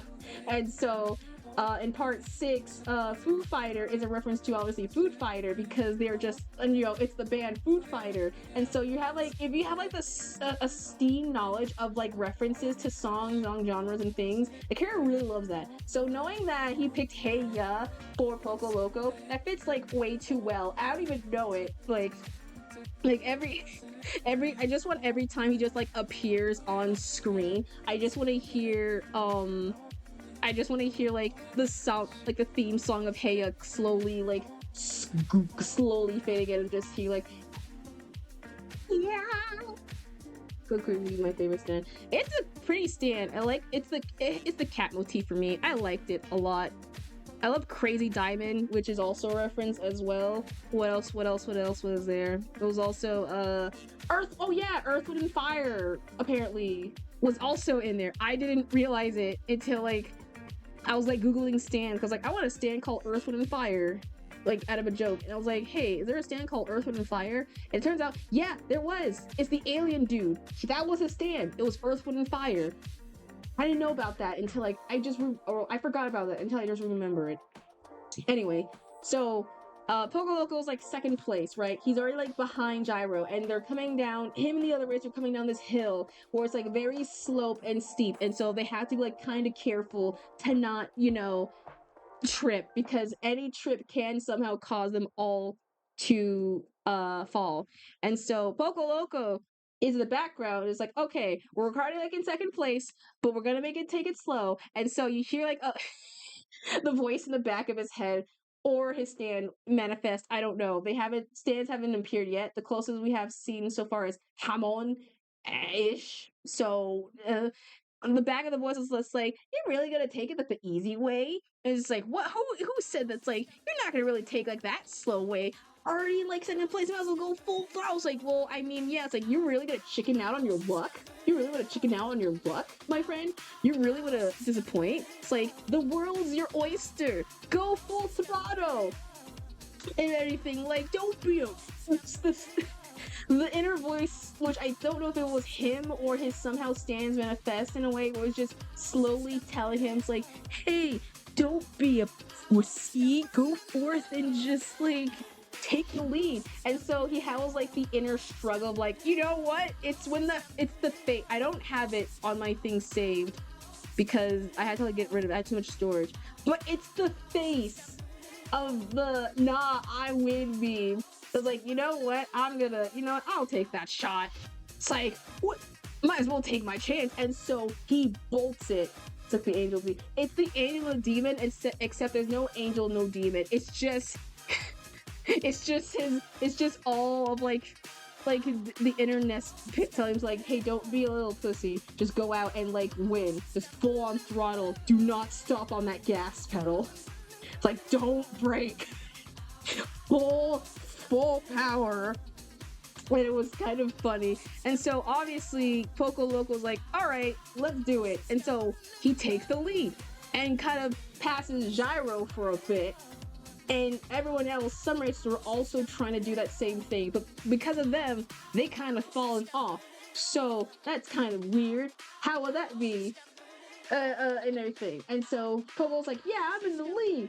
It's all the power to my luck or whatever. And the minute he said that, his horse thankfully did not snap its legs. Thankfully, I don't want to see don't want to see like dog abuse in JoJo's. I don't want to see horse abuse or horse being in harm and anything. It hurts my core.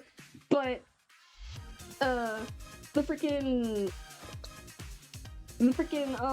horse trips. It kind of stepped on something and it trips immediately, and him almost tripping. And so he's out for the count for a thing, and Gyro takes in the lead. It's like, oh, thank you again for taking my lead, whatever. And so immediately you think, oh man, I was sitting in my like chair like, no, he's out, and he had like a few minutes more screen time than Muhammad Abdul reincarnation.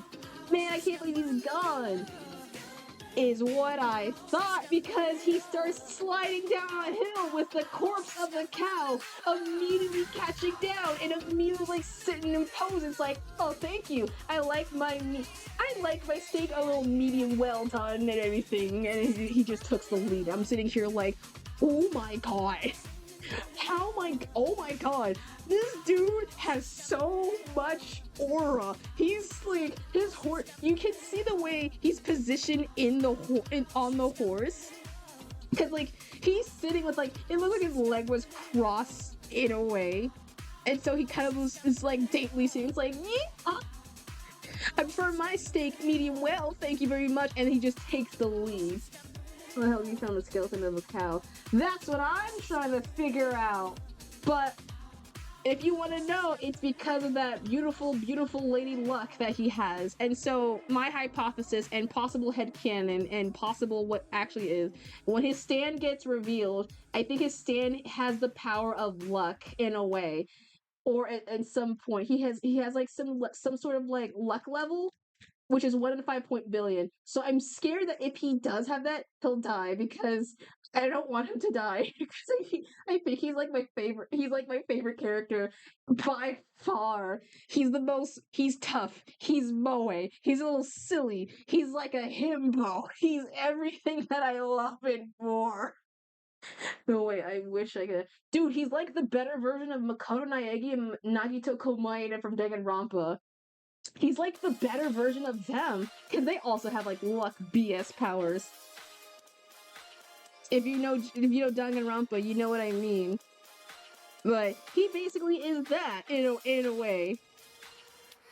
And so I'm just sitting here like, oh my god, how much aura does a man have? Because he's sliding there tough, and Gyro is just like, how is he still in the race, my guy? How is he still alive? And it's the one Sonic from the original Sonic movie, like, how are you still alive? I have no idea. Honor so big with Poco appreciate. No, that's what I'm saying. That's what I'm saying. He's in the hall. Like, dab him up, man. Like, I love Poco Loco so much. He elevated from being like not only he's my favorite JoJo character in this part, not only just in the series, but I think by far he's up there. He's like up there in like favorite characters, if anything. So So I really like, I love him like a lot. And obviously with that much aura, sadly he didn't win the race towards it, because that winner went to Gyro, which was sucky, but should have gone to Poco Loco, because he deserved it. Let's say the comes to the peak. That was like, there's a way to hook. I got hook, line, and sinker. I never thought I would be in the JoJo, back in the JoJo branch again, like this deep from one episode. And we don't even know when the next episode is gonna be released. That's the sucky part. It's the sucky part. We don't even know when the next episode is gonna be released. And so I was like, obviously this episode was like, oh, I cannot wait for more. I cannot wait for more to be my watch. And so obviously this was September? You're gonna wait like, are you? No shot. What the heck, September? That sucks. This is, I think, worse than the Bachelories. Oh my god. How's it gonna, how and pray tell? That means they have barely started with episode 2. Why? They should have been weekly. They should have been weeklies. Look, I know we were all flagging on Netflix anime for like batching half of part 1 and the other half of part 2 in like such a long period of time. That's, yeah. And we want a weekly release. But why the heck don't you want, like, back in the day? Well, yeah, it is, but like, no, the thing is, the problem is, like, in the weekly release for JoJo's has been like an iffy thing, but it's anime as a whole. But with JoJo specifically, Netflix doesn't know how to like handle releasing IPs via like for like episode releases. Part 6 had it like worse because they released them all, or like the first part, in a batch. So essentially, the first half of part 6 was already out, and then we had to wait for like another year for it to release the other episodes. And you might think to yourself like, oh man, why on earth, like, shouldn't they you shouldn't binge them all, if anything. It's like, well, yeah, no, it's supposed to be like every week a new episode's supposed to like release. Some people would binge accidentally. I'm one of those people who would binge accidentally. So, like, you know darn well, like, they've always had problems when it comes to, like, releasing episodes. So this is, like, the trenches. And so...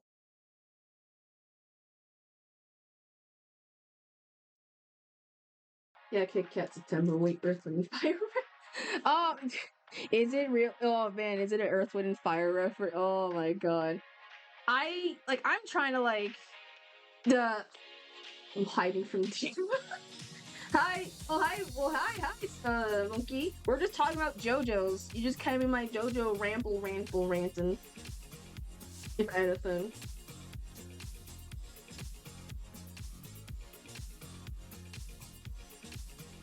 But we're talking about JoJo's in part 7 in my love. Oh yeah, I didn't finish my ranting off of it. Poco Loco. Yeah, okay. So obviously, I watched the dub, and so I know who the voice actor is. I'm pretty sure I mentioned him before, but the voice dubbed for Poco Loco is the one and only Cedric Williams. I mentioned him before in passing of streams, but I more so referenced his VTubering account, Adagio Hero. We ran into Adagio like a couple of times.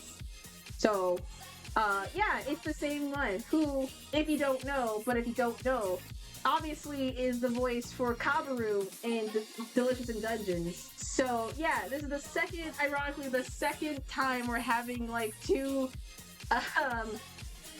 Delicious in Dungeons voice dubs in this anime, which is kind of fire, not gonna lie.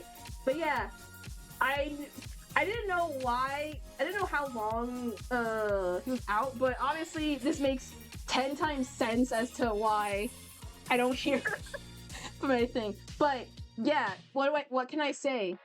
The character helps. It helps like 10 times more, if anything. I love the character. I like the voice acting like a lot. and able to elevate the character so much. And so I'm like, yeah, he's up there top 10 if anything, like by a mile. So he's like unfavorites. And so I'm already scared that because like of the amount of aura Poco Loco has, I'm scared he's going to die. He's not like a Joe bro. He's not like, he's like a main character, but he's not like a main character. So I'm just worried he's gonna like, I'm gonna have like so much love for him, for Poco Loco, that he's gonna die in some way. I'm gonna be like so upset. But until that point hits, I'm just gonna be a stand on and just be like, Poco Loco, you better win a race. This man better win. Cause my god, he is so cool. I just like, goddamn, like, how can someone be so tough and cute and moe? He's like the equivalent like a seal. He's like some seals who became like human all of a sudden, or a manatee. There's some aura thing going on. I don't know how to describe it, but he is that. He is that. Is all the evil thing. Yeah, the thing is, I like him more than the actual. He's like my favorite character. Second place being the main JoJo of the series. Johnny's like my second place favorite. He became my face. How? I don't know. But he's up there. And like 100%. I'm like, I think the mashing power is like a voice actor who I like with a character who I now like, and some sort of like aura power that I like, a niche something specific, mix it together, and you make a character that I'm gonna put on my wall forever and be like, yes, yes, yes, yes, indeedy. So it is very, very funny. In a sense. And I don't know what's gonna happen in part 2. I don't wanna. I'm debating whether or not to just like hold off and wait until the episode 2 release, or if I'm gonna be a spoilers person and just read the manga, because I did that with Beastars and I'm almost close to doing it with actual Delicious in Dungeons. I'm just holding it off. So there's gonna be a lot of fan art. Trust. Oh, the fan art is already in ship. In fact, my timeline is way more filled with him than anything else, and I think everyone on the JoJo thing was just like, oh my god, Poco Loco's the best. Any of the manga readers like, oh my god, yeah, he is the best.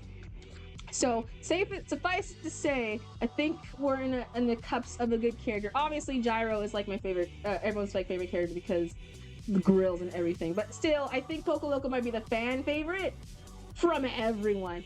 And so by that proxy, if you want to know my listing of characters who I like from JoJo's, part 7 specifically, it is from top, number 1, Poco Loco, number 2, Johnny, number 3, Soundman, number 4, Dio, number 5, Gyro Zitellini, and 6 and 7 will be Lucy and Steven, like Joestar. That's in my ordering list.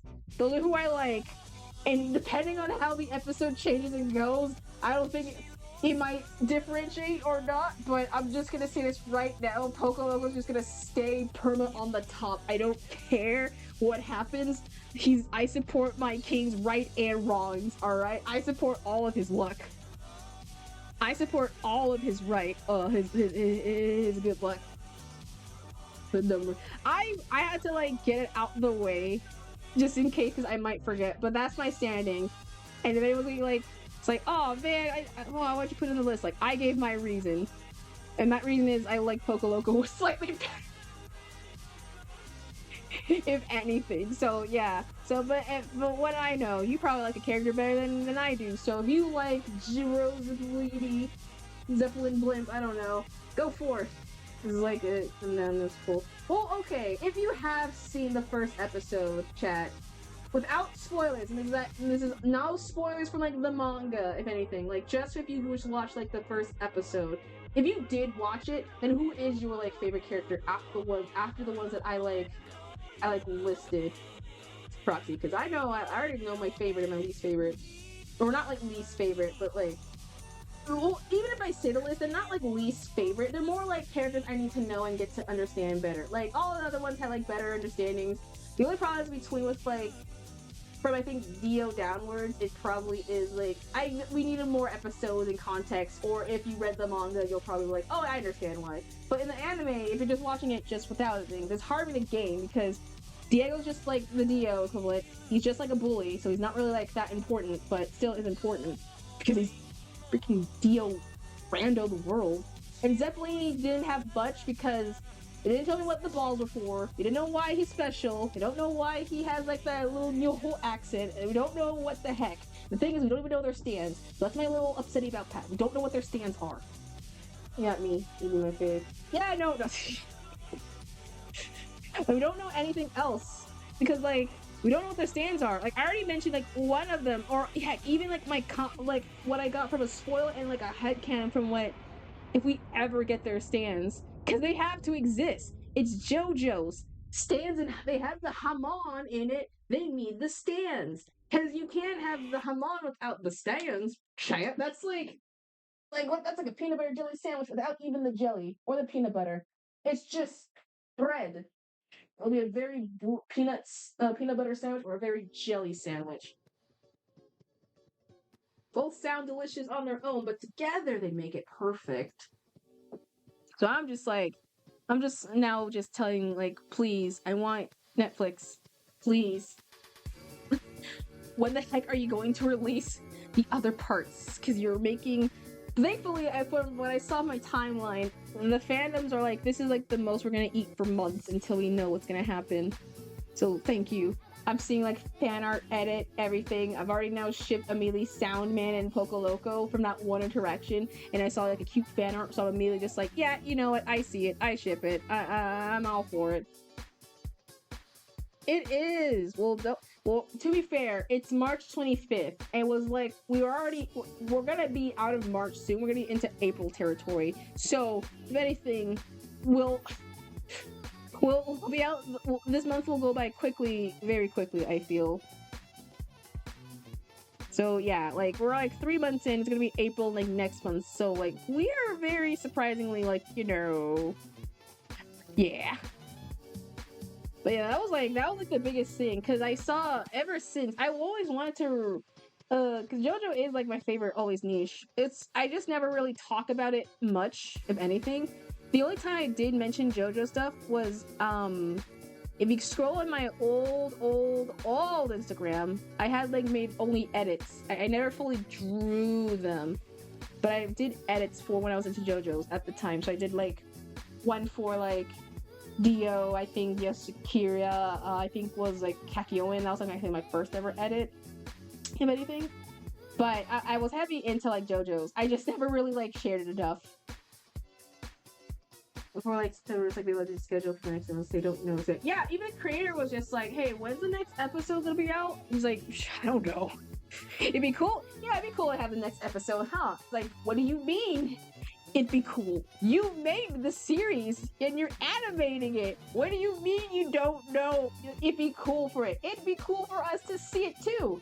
When is the next episode gonna be released? You know it is gonna be. I'm like, hello?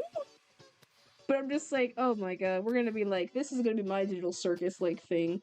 Right after with the digital circus spiel. So I'm just like, ugh. Like, oh my god.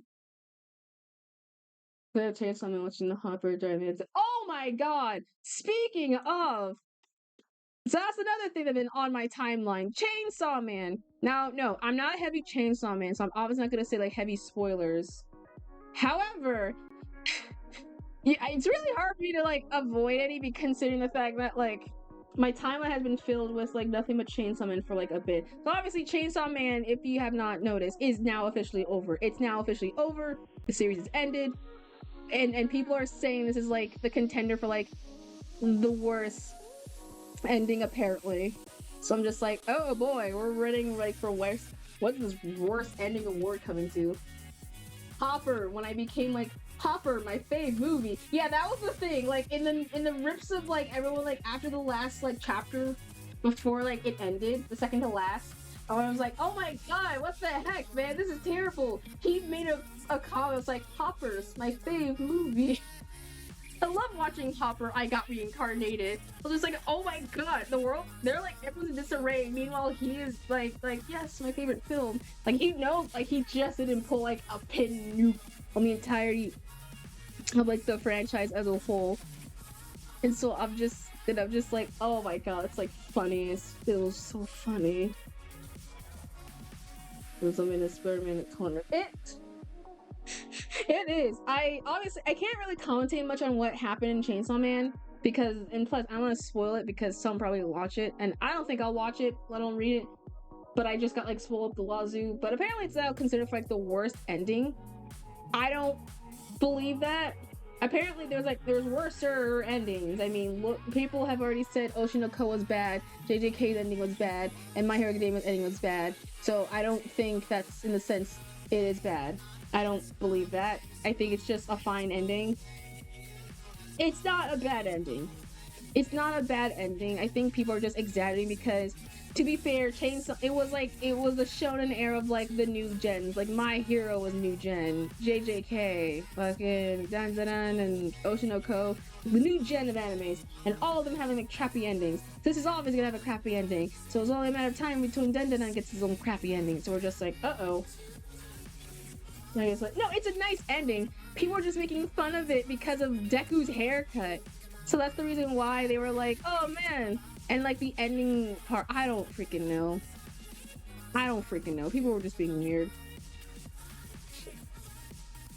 It's going, yeah, One Piece is still going strong. And not only that, they're having the live action also going strong with the new season 2. So I am colorly surprised that they're able to manage to both One Piece and also they're able to manage to do One Piece and freaking also the live action while potentially trying to do another One Piece that is basically just Dragon Ball Z Kai. I don't believe that. I don't know why they would do that. That doesn't seem necessary because the main series isn't even over. So why would you have like equivalent like the abridged supercut version when the original series isn't even over? And we just finished season 1. Like, my god, man. Honestly, whatever, to each their own. I don't freaking know. Speaking of also Spider-Man, the Spider-Man new trailer dropped out also as well. And so, yeah, it looks kind of epic. I liked it a lot. It looks really cool, if anything else. So I'm excited.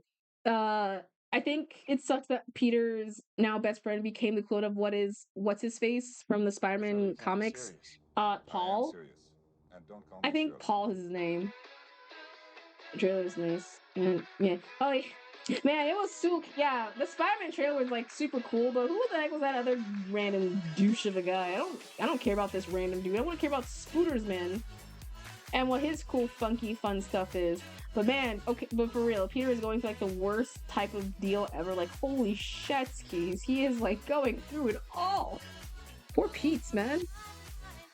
Poor Pete's. I'm feeling sorry. He now is in a place where now no one knows who he is and everything. I'm just like, the thing is, if he'd taken the place of like, if every situation of him being like, oop, didn't mean to do that, in all the movies, and you just like erase like his character entirely, but only keeping Spider-Man, it sucks the fact that like his best friends and like his girlfriend in the movie are together because of him, but they were like mutually like in a relationship because of him as like friends. But now that he's gone, they became like a relationship, and I bet they don't even know why they are together. They're just like, it just feels natural. I feel like we have to, which sucks. Like, oh my gosh, man. Yeah, I agree. You see, where's bro's like instead of whatever. Yeah, exactly. Honestly, hopefully, before, yeah, I don't know how it's gonna like end it, or this is like the ending of like this series, but hopefully, I heard Keith David was in the trailer, so apparently Keith David was in like the trailer talk, and so everyone in the air club was like, Keith David. It's like, where? Like, hold on a minute, and his reply was just like, everyone was like tagging him, like, dude, were you in the trailer? because we heard your voice, and everyone knows Keith David's voice is like way too iconic to not hear. It's so specific, and his reaction was just like a thinking question mark, like you don't play like that. You know dang well that is him. Like there's a list of voice actors and things when it comes to characters, when it comes to like their like roles, and his is just way too iconic. I don't know. We're allegedly thinking it is Keith David, because he's on the list of voice actors where somehow, if you hear his voice, you know it is him immediately. It's like any other voice actor almost. Like with voice actors, like there's like one or celebrity, when you hear the role and you're like, oh, that's so specifically him. Like you know it's him immediately, clocked in all of that stuff or whatever, which is kind of funny. And so because of his deep voice, everyone's just like, oh my god, it's Keith David. So hopefully it is him. I'm assuming it's him. I don't know what role he'll have, but he better be in, if anything. So yeah.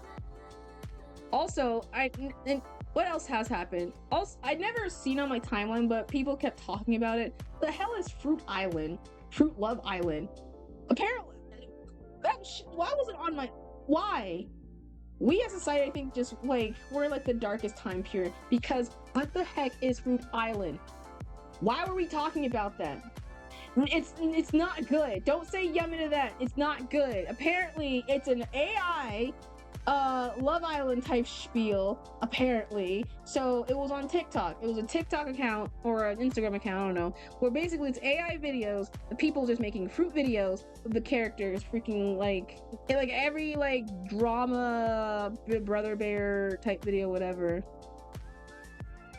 and type thing. And yeah, it's and so I never saw it on my timeline. Here's the thing. I've only saw like screenshots of it on my end, and so without me like technically knowing, I was like, ew, that's gross. And so because apparently the thing has like a ton of it had like a bajillion likes and views and like follow, like I think I was like 2 million people, and I'm sitting here like, who the heck is liking this? And there's people commentating on the actual video and just being like, oh my god, I can't believe cherry or like watermelon got off the island, and or like, oh, I can't believe banana is having some crushing affair with like apple, but apple's already in love with apricot and all that bull, and like I ship like all that stuff or whatever. Like it was total drama. It was Brother Bear. It was like Survive. There was like 1,000 shows that could potentially be better than that. And heck, if you just like the fruit, just watch fruit videos. There's an entire video channel that has fruit dancing. Like fruit dancing. And people are like commenting on this is like real. And even like some companies are just like, oh man, my favorite. Just watch it. Exactly! Just watch Annoying Orange. Like, watch Annoying Orange. That's like the clue of the thing. I'm just sitting here like, I never even seen it. I didn't even see a clip of it, but I know it was everywhere. So I'm just like, why? Like, oh my god. I think we chose and it just made people like, congratulations, Hazbin Hotel.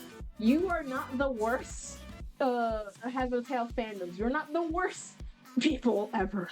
It's anyone who just watches that. No ill will to Hazbin Hotel fans. I think you're just fine. I'm just very, very scared of y'all's, but still. I didn't know it existed either. I didn't know it was a thing. It was just, but it was just everywhere, and so everyone, the people who watched it was like, can't believe this happens. Like, you can make your own. You can watch like total drama. There's like 1,000 other like drama-esque like Survivor shows that are like so much better. I'm just like, why? why? Like, it brought up, like, the meme. It's like, hey, I may be, like, a fan of, like, Hazbin Hotel, but at least I'm not a fan of, Love Island, Video Fruit Love Island. I'm just like, you know what? You went from not being a terrible fan to like a slightly better fandom. So if you come from a very crappy fandom or like work shows, like you'll be slightly better than anyone who's a fan of like that. So you get like a star. You're still crappy though, but you get like a star at best. Maybe one of my friends who's also streaming like has hotels, like yeah. I don't care much for it. Like the only thing I watch it is because obviously is Keith David's in it, so that's like my only tolerance of like being like, you know what, it's fine. He's having fun with it. I'm having fun with it. I like the cat designs, so I'm cool with it. So that's whatever, that's it. I just don't like half the other fandom franchise because they're like freaks.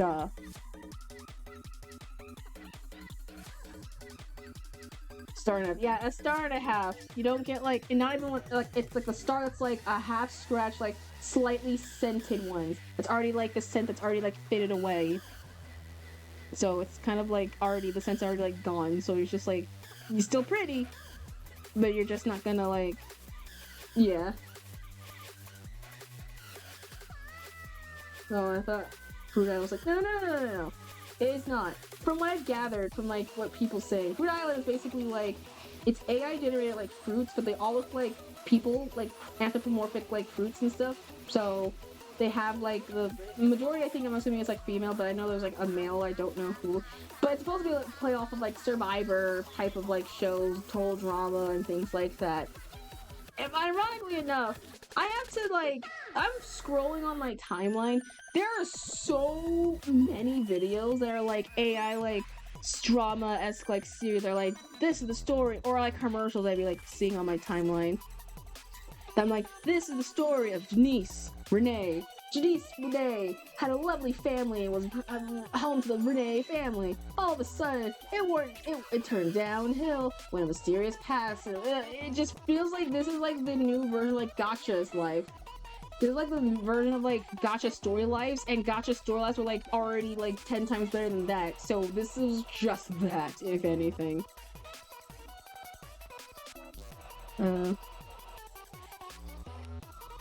Sora like, oh yeah, and Sora shut down. And I know I mentioned it in the past, but a little bit in the stream earlier, but I'll talk about it again.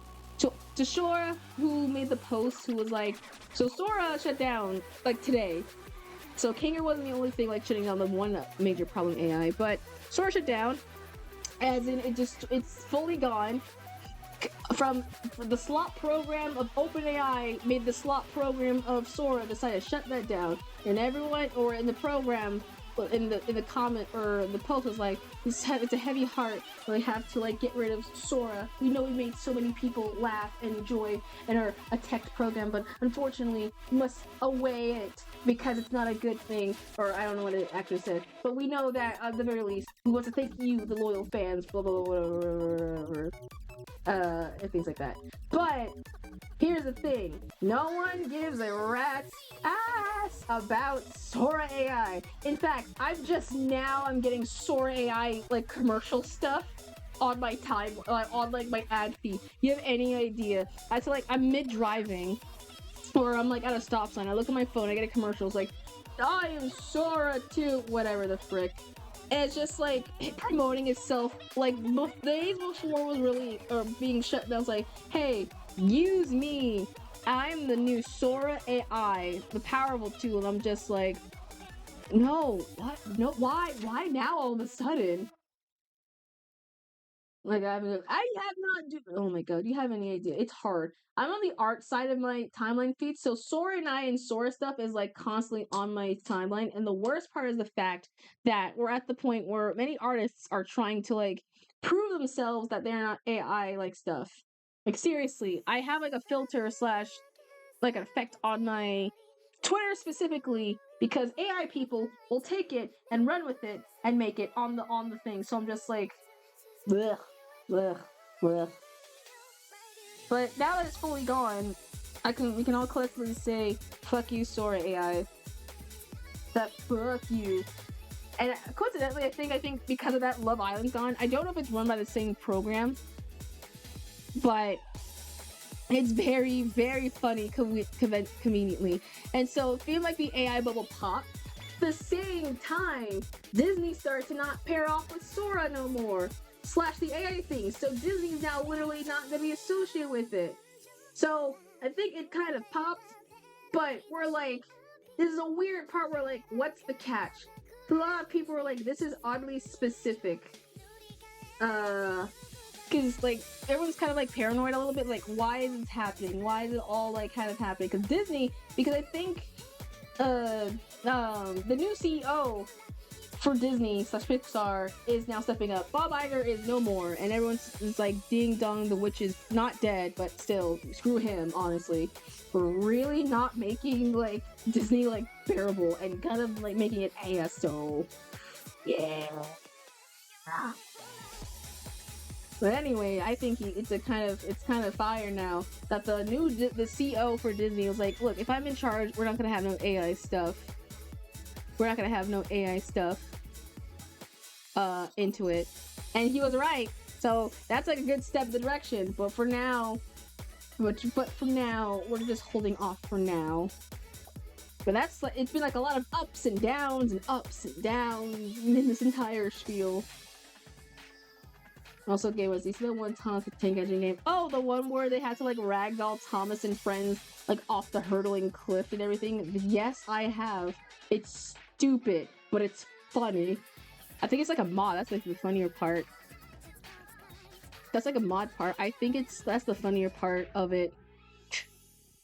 If anything, it's just like it brings back like early ragdoll era Gmod type energies and stuff, which is kind of funny in a way, because like even like the gentlest tap or like bump, it just sent the trains like flying. Like today Thomas was trying to take his easy brakes and slow down to be able to try and make sure they're all taking care of themselves. Oh, silly Thomas, he went through the third dimension plane. Silly boy.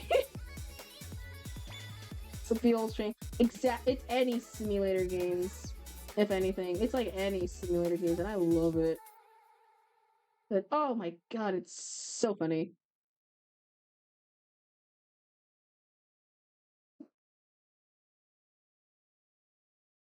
Wait, I can finally make their own Thomas the Tank Engine episodes. I've seen like so many people parroting off like the little music. They're parroting off like the little the Gmod effects with like their somehow like actual trains. And so I'm just sitting here like, oh, that is funny that they would like simulate their train movement.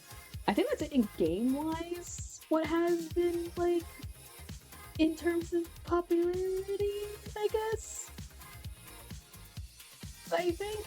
But you'd be surprised. Yeah, like a lot of things have just been like popping in, like fandom for fandom, some good news, some bad news, some fandoms, like Jesus Christmas and Crystal Cake.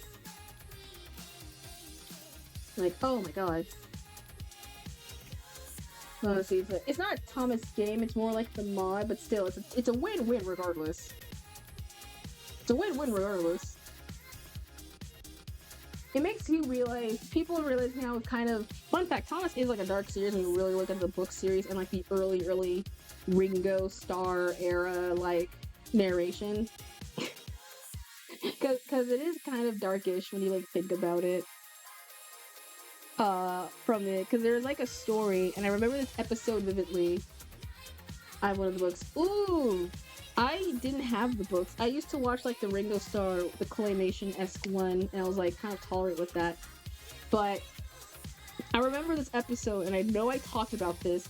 But I'm talking about it again because now Thomas has been like more popular slightest. There's an episode in Thomas where I'm pretty sure it was the story of the boulder. There's a haunted boulder on the island of Sodor who specifically keeps going after Percy, and I think Edward. I think mainly Percy.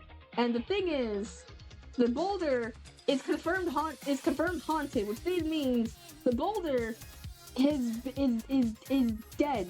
The person haunts it. Why? They don't know. How? They don't know.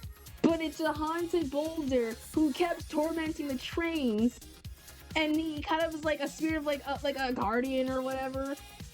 Or an engine. Somehow, maybe. But he keeps tormenting Percy and is actively is trying to like kill him. Like actively trying to flatten him. Then so Tom Hat comes and was like, oh yeah, it's probably like a spirit, like a person dead guy, so don't worry.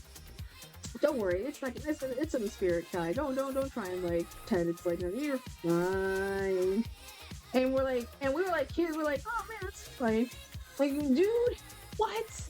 How are we supposed to react to this? And you just confirm like, oh yeah, that's like a person guy, I guess. If anything. It's supposed to be like, I can't stars. What's the casual? It's terrifying. Thomas is terrifying. I mean, once it got like to the CGI section, I was just kind of like, it lost its edge. But trust me, the edge was like super like there, and we didn't realize it. But yeah, I think that that's all the games. What else games kind of released? There's so much stuff that like kind of released in like the section of like everything. I'm trying to remember what else kind of like came out, because I know my timeline was like destroyed. If anything, it was just like, oh my god. I remember that face, gosh darn. Oh, the face is terrifying, actually. It's just because it just looks like a man. It just looks like a man. It looks like a man's spirit. Actually, okay, I gotta take another step into like the book's direction of Thomas, because it is kind of like they are legit terrifying. So there was a book section. I don't remember the book, but apparently, Gordon.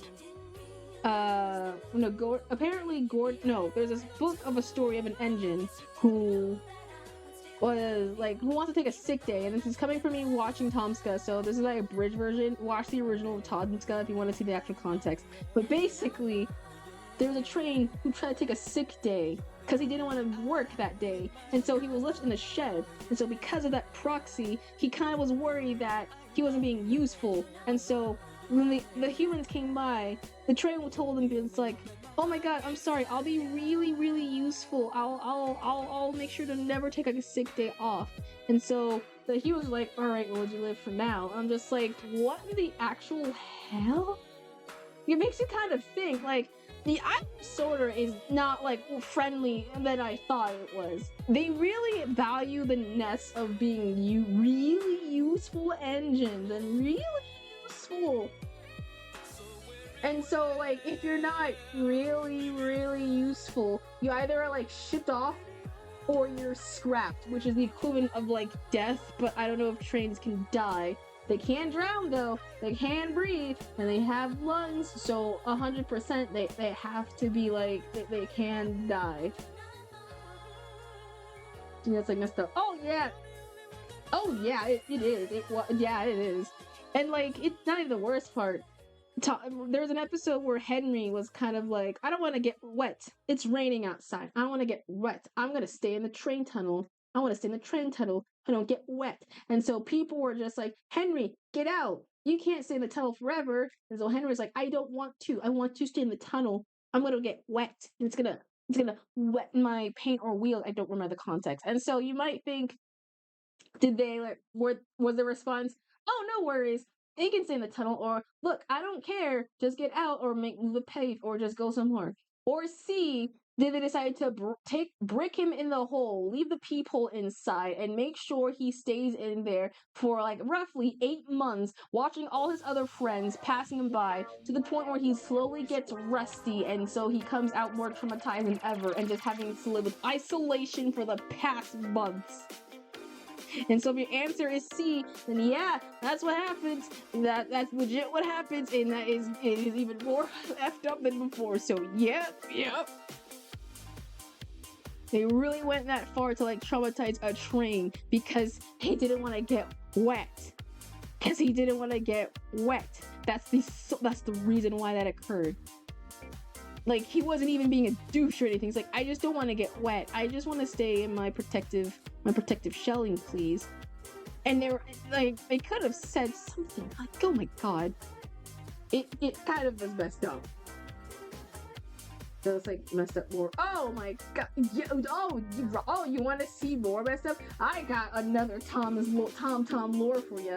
There is a story in Thomas where apparently there was a guy who was I think he was just being a douche. So he was a douche. All right, like I'm gonna go on. He was a jerk in the story, so he was kind of a jerk in the thing. And so, by that proxy, the people are like, you know what? We're gonna rip off your wheels so you can't move, and we're gonna turn your whole lively purpose into becoming a backup generator.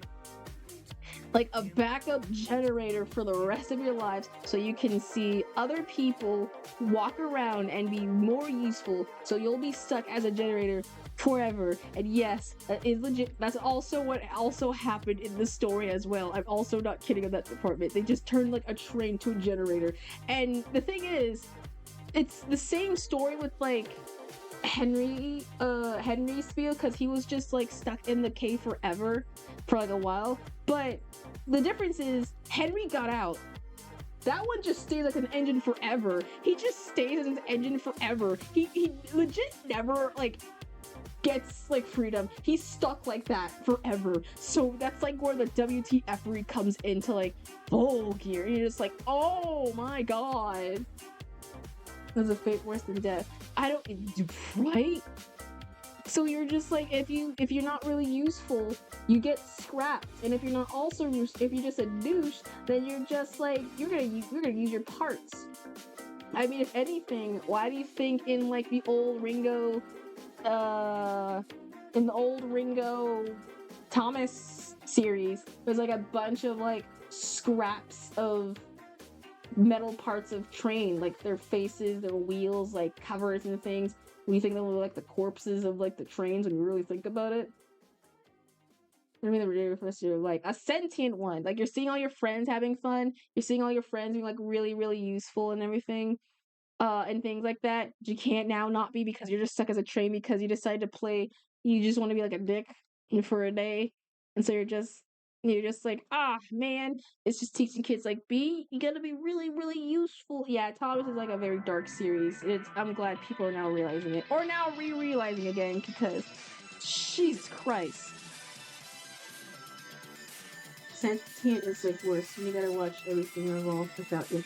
Apparently, they had like a horror story of a train who apparently was trying to like, who was also a jerk, but one day, while he was coming home or something, he fell down, like, he fell off, like, his railing and fell down to a water, like a lake or a riverside. And because, you know, if they can talk, they have lungs. And because of that, he drowned in the lake and he was never seen again. And it's supposed to be a horror story for the trains to be telling about, but still, this is a story that it happens. That means they could just drown him. So you're just like, uh-oh. So you're just like, uh-oh, that's not good. Oh no, that's not good-os. And that's kind of like messed up. But yeah, Thomas is like a very like dark series. In fact, a lot of early series are like dark series when you really, really put your mind to it. Because, oh my gosh, how? Sex, they don't have pants. Oh my god. I saw like so much, okay. Well, now on my timeline, I'm seeing art of Thomas the Tank, like, as humans, which I gotta say, it's really cute. And I do like it a lot, if anything. And I see their headcanons and, like, their human designs. However, it just makes me now wonder, if this was a human counterpart, and they don't want to be really useful, would that make the trains considerably, like, slaves in a way? Because they're trying to make sure they have like a master. Their master is like Sir Topham Hatt, and they're trying their best to like not piss off Sir Topham Hatt. And so they're kind of just like they're in the context that they're humans. They are like that. Like I'm not dumb, right? Like you just now realize that they are that. They are that. They in a way, but we just can't say it. We just can't say it. But we are all thinking about it. Oh god. Yeah, Thomas is dark. Well, at least the original one. And the book series is also dark as well. So yeah, we haven't even talked about the book part yet, and I don't want to because I don't remember half of what's in the book section at all. From what I remembered.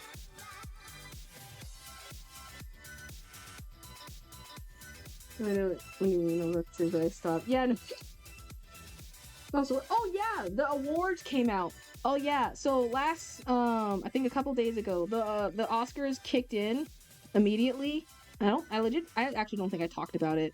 But yeah, the Oscars kicked in, and so for the animation, and so obviously K-pop Demon Hunter won. K-pop Demon Hunter obviously won. I know it's like we weren't. I wasn't surprised. No one was surprised. What? Pale landslide. It makes sense. If a song of Golden was going to be played nonstop on repeat and have somehow bajillions of views across, it was going to make sense that that one was going to win. And so Sony is looking like real dumbasses right now, realizing that they can't they realize they gave away the cash cow. Like Opposition 3, if you know. Okay, well no, here's the thing. Here's the thing. At least with K-pop, it was made by actual people with passion and people who really, really do like the project. Expedition 3, they just are different. It's a different thing. I mean, honestly, it's the same font, different styles and categories. At least with K-pop, was filled with love and such. Actually, and Sinners. Sinners also won. I forgot about that. Sinners also won in a category, and Michael B. Jordan won for black appreciation for a black actor. So, of course, in my timeline, there's a ton of photos of him at a In-N-Out eating food, which is now making me realize the Oscars I thought had fancy food. Turned out, no, they had chips, water, and a soda, and that's it. There is nothing else fancy. I thought it was the equivalent of a dinner. It turns out it's not. So that's kind of not, yeah, it's ew, which is kind of funny, but also makes maybe realize it's gross. Seriously, someone did a recording of chips and everything. It's a canned water, some sort of chips and something, and a third little. Oh, thanks for the hydrate and.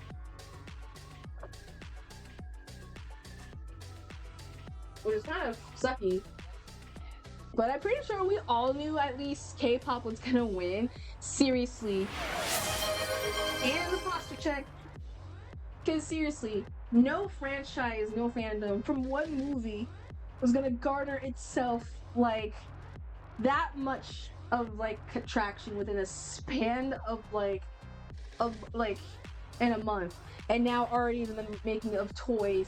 And now, in collabs and many things. And now in McDonald's, apparently. It's now in McDonald's fooding. Apparently, there's an ad going around for what team side are you gonna be on? Are you gonna be on Team K-pop for their lunch or Team Soulja Boys for their breakfast? Why? And for the adult kids meal. This is the adult kids meal, I think. Apparently. So that's what I've garnered about it. So weird, which makes sense. I'm just alright. I don't know what's in the breakfast, that's the thing. I don't know what's in their lunch, that's also a thing. Because if I were to, if I were to, and I feel like it's just a one-time thing, because you gotta get a certain time point period frame. Because if you I want the Saja breakfast, whatever, oh sorry, it's afternoons, that's gonna be impossible. So you gotta come. It's basically asking, are you a morning person or afternoon/lunch dinner person? I don't care enough. I mean, I like their McGriddle. I like my McMuffins, so there maybe is that. I guess I don't know. X the news and myself improve. Oh, you improved on anatomy? Hey, nice. I'm glad you're learning the anatomy. Anatomy is a bitch. It sucks. I hate it. I mean, I know it. I just don't. I hate it still. I'm just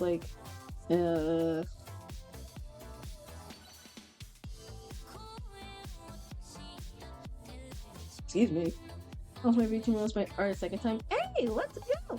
I'm glad VTubers are like noticing art. I keep trying to notice art. It just sucks in my end because I'm trying so hard to like. I'm trying to multitask myself to be like noticeable in like other fandoms and everything and all my other social platforms, but I can't because I've been busy with life stuff. So I'm just like, ah.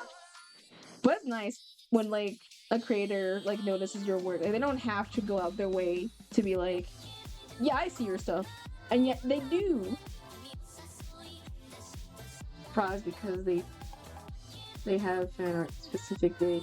Well, as long as they, you know, it still is still cool regardless. Regardless. You'll Enkai! Hey Enkai! How are you? How are you, mate? We were just talking about like the last and catching up to things and everything.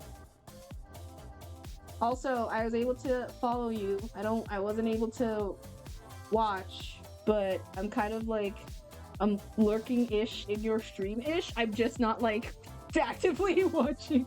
I'm like I'm watching your stream. I just am not able to like comment on it, but or turn my phone up because it will pick up on my thing. It's crashing out. About. Oh no! You crashed out? What happened? My phone's on silent, so I'm just like low twin. Wait, are you watching me? Wait, are you watching me while I was? Were you watching me while you was bellowing out? Oh my god! What happened for you to crash out, man? What happened? Oh no! What's everyone crashing out? Everyone needs to take a chill pill. Calm down. Oh man. Oh no, reasonable. Yeah, that makes sense. I've been looking this entire time. Well, I knew you. Oh my god, I didn't know he was here the whole time. Oh shoot. Oh wait, I can segue. Perfect time, guys. This is a perfect time to follow Enkai. To follow Enkai. Can I let me do like a shout out? Can I like hold on? Shout out at everyone follow Enkai. Since they're doing Valor right now, and I know they're a pro at it. I'm not able to watch it on my end, but go follow and everything. Well, he got not followed. Oh, well, good luck, mate. Good luck. You'll knock him dead. Oh man.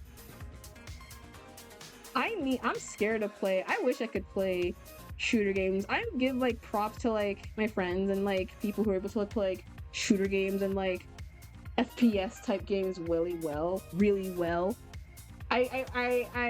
one of those games I do want to play, but I'm just kind of nervous because I know nothing about it. And to B, I don't know how to shoot games well. The closest I got to like a shooter game was like any game from like arcades, and that's it. But one of these days, I'll have the confidence to say, hey, can someone play Valor with me, or someone play Fortnite with me, or actually Fortnite. We'll do with Fortnite. That's like an easier game because I don't want to like. I'm scared of getting like called names and like. I feel that. I don't think no one does that, but still, I'm scared to be like a bully across. Speaking of. Oh, you want a tune effect? You gotta redeem the thingy first. I mean, I already kind of gave like a ton of tune effects, if anything. Did you know that? There it is. There it is. Speaking of that, you gave me like a long pause and anything after the speaking of facts. I wasn't. What else was kind of? Okay, tune fact. Mickey Mouse did a crossover with. Mickey Mouse did a crossover with Blue like a couple days ago, so Mickey Mouse was able to be part of the Blue universe. So yeah, there's a clip of it right now, IRL, or right now of Mickey in the Blue universe. I need a drum roll. Ah, fair, true. I mean, it's hard to hear a drum roll when I can't hear the thing. That's crazy. Yeah, it was a couple days ago, actually. It was a couple days ago. They just did it. Like, they post it, like, on their thing. So imagine God, like, imagine your Mickey Mouse meeting God, essentially, who's, like, their biggest popular IP franchise, like, a couple days ago. I can't play it because That's recent, dude. Oh yeah. I can't play it because obviously I don't want to be labeled as a child thingy. But it's there. Just type in like, but it's real. It's official. A crossover, like an actual crossover that occurred. So, uh, like people, I'm pretty sure there's like already people like making like jokes like, man, I can't believe Mickey Mouse is beating God. That's crazy. It's crazy, which is kind of funny. Because I think Blue is like a way more popular IP in terms of like Michael Rat than ever before. Also, hey Fix, hi, how are you doing? You missed like so many announcements and highlight catch-ups in the past of the streams. How are you, mate? Oh my god. We talked about JoJo's to like everything. And also you're okay? Well, I'm sorry I hope you're feeling a lot more better. And I hope you're just here to relax, because this is more like a chatting stream, if anything. I just really want to like draw something in the background while I chat. But I hope you're just calm, you're relaxing yourselves, you have some plenty of water, TLC, and like a blanket to comfy yourself. And I don't know how long I might stream-ish. Yeah, excuse me.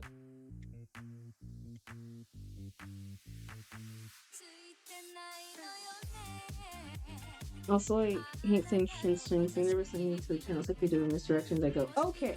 Oh, okay, yeah, that sucks. I don't know. Let's open the app itself and went straight to your channel. Yeah, I think I might, on some platforms, I might have to like, apparently that's like a problem when it comes to some. Normally I have my notifications like always on, so for like any of my streamers, so at least I can check it in. But apparently there's a lot of ones that are like, it'll open up this link to take you to this link, and then it'll be like, are you sure you want to open up to this link? You're gonna exit off of this link. I'm like, yes, I want to go up to this link. And so you're just like, god dang it.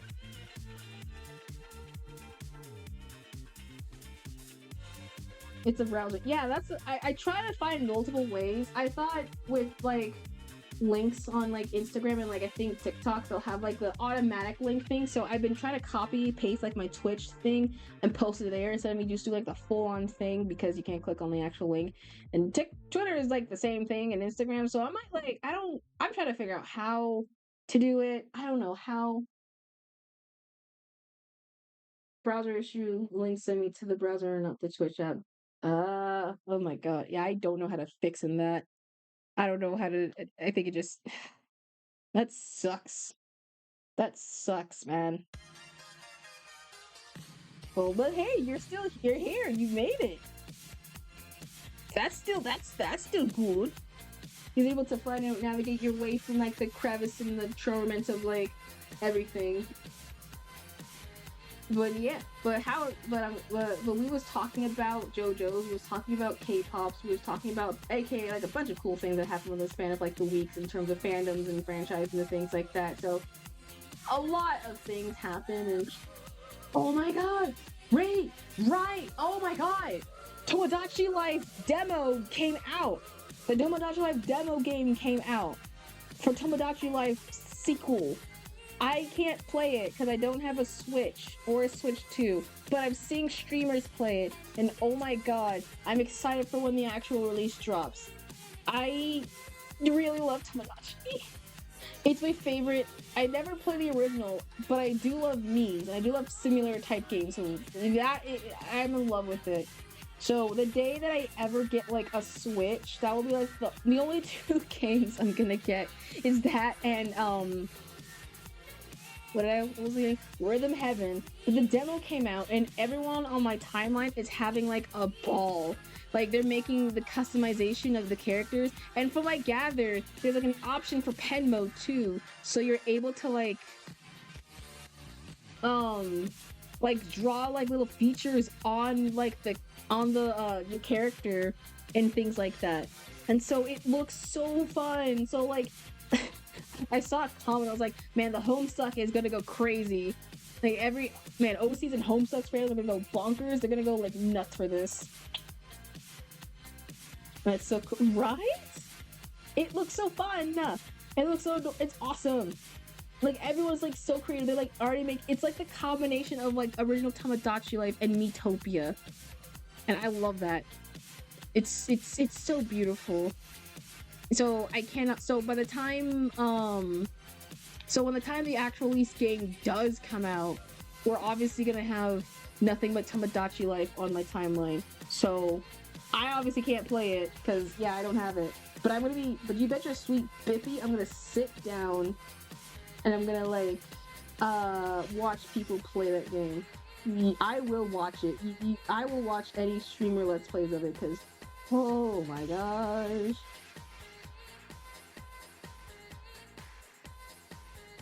It's gonna be peak. Exactly. Probably a lot of cool games. Pokemon Pocketopia is also, I mean, it's already been out. I don't really talk about it, but I don't think I missed a chance to talk about it once it like came out. But it already like, it's already sweeping like the nation in the games. When it did came out, I didn't realize how dark it was, because technically in the story, I think you're a character, you're just a Ditto looking like the last trainer, and it's, though not so told out specifically, your last trainer possibly died, and you're just now a living memory of that trainer, just looking like a very not good version. So I'm just like, oh no, can't believe it. Real Pokemon, I don't know, but it's a no-measure is a cowboy. I don't know its name, so I don't know its name. I don't know Pokemon that much, so I don't know its name. But I think I know what you mean. It's like it's a giant whale or something. I don't know. Oops, that's the wrong thingy.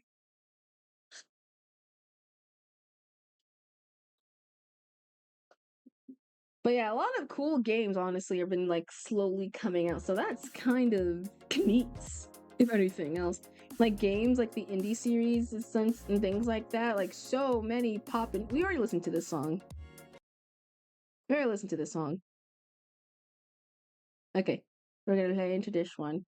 There we go.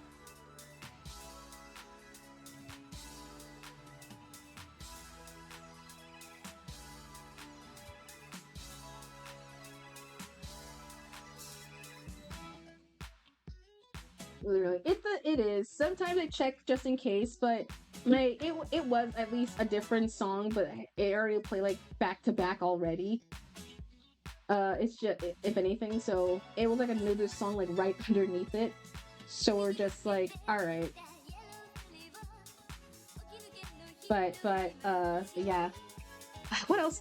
What other games came out in this span? Yeah, Pocketopia. Well, no, Tamagotchi Life is gonna come out, so I'm very ecstatic. So honestly, a lot of cool things. This is a very somehow we went from like a very not good type of so far year, and then I think March just became like, you want fandoms? Fine, we'll give you fandoms. Every genre is gonna have one, for better or for worse. Chainsaw Man, you're gonna get the worst part of it. Actually, no, Oshinoko's season, I think final season's coming out, and I'm kind of nervous for that. Because if you thought Chainsaw Man ending was bad, then oh boy. If you haven't seen Oshinoko's, then brother, you are in for a treat. I already know how it ends in manga, because thanks Twitter for keeping me up to date, but still, it still is bad. So if you think, if any Chainsaw Man fans are like, oh man, Chainsaw Man, like, terrible ending, you're incorrect. We're having reached the actual terrible ending. Oshinoko's final ending season is coming soon, so that means we're 100% entering that art period. And that's not good. Can't believe Hopper's been made. Yeah, how dare Hopper. Oh man. But all the other movies did look good. A lot of cool movies. Hopper was good. Oh, another movie is gonna be dropping out. I think super soon. I think it's next year. a trailer for it just released. It's called Forgotten Island, and I'm not gonna lie, it looks really good. It looks really good. It's from Sony or DreamWorks. No, Sony. No, DreamWorks. It's DreamWorks. It's a DreamWorks film. It's basically it's a story about I don't know. I don't I don't want to say that soon. I don't want to say that soon. It's not that soon. It's coming out I think next year.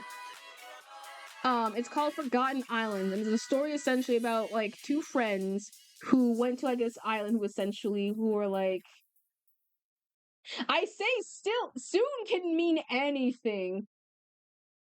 Look, so okay, it's coming out soon. I don't want to put like a time crunch on when it's actually coming out, but just say in soon.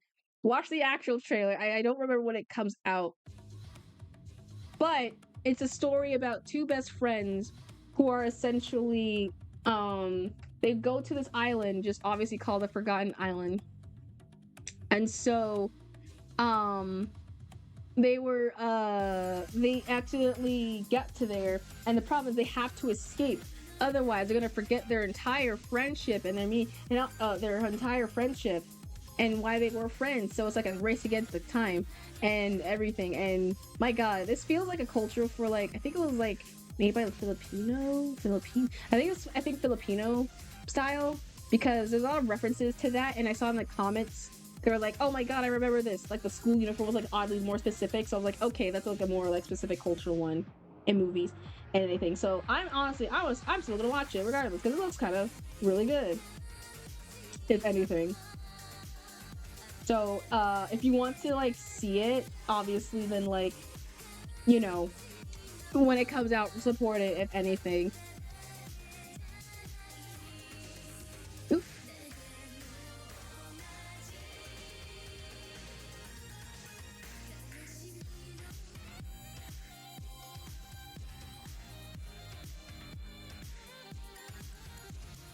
There we go. There we go. And let's have against friendship. Oh yeah, exactly. And obviously they're saying friendship, and I'm putting like friendship in like parentheses. But I'm pretty sure with the context and how they were talking and their closeness, I'm pretty sure we know what they meant, because they were way too close. And which is a good thing, because that means we could get some more of the gays!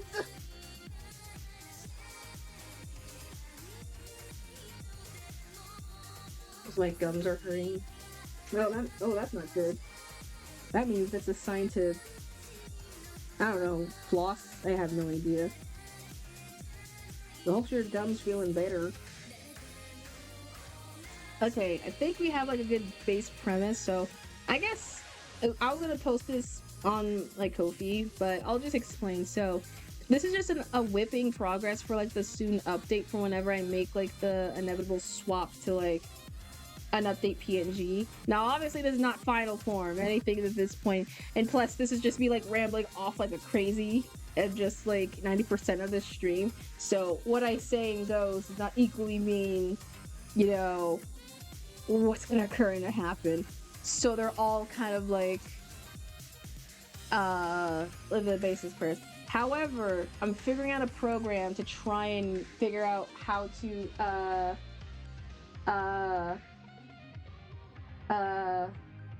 make the thing talk. And I was gonna try. I found a program, but I'm still testing it. But I don't think it will work for me. Continue to do like a couple of Monster Energy cans. I never actually had Monster Energy before. I do not know for the like of me if it's good or not. I'm not an energy drinks type of person, so I'm kind of, I don't know if it's good or not. Is Monster good or not? Or is it like yucky? Because it depending on the person. Because I've never had Monster like energy drink.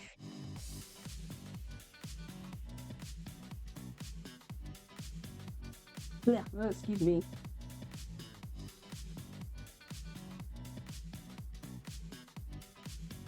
It's something. Let me get my answer. Oh, is it bad?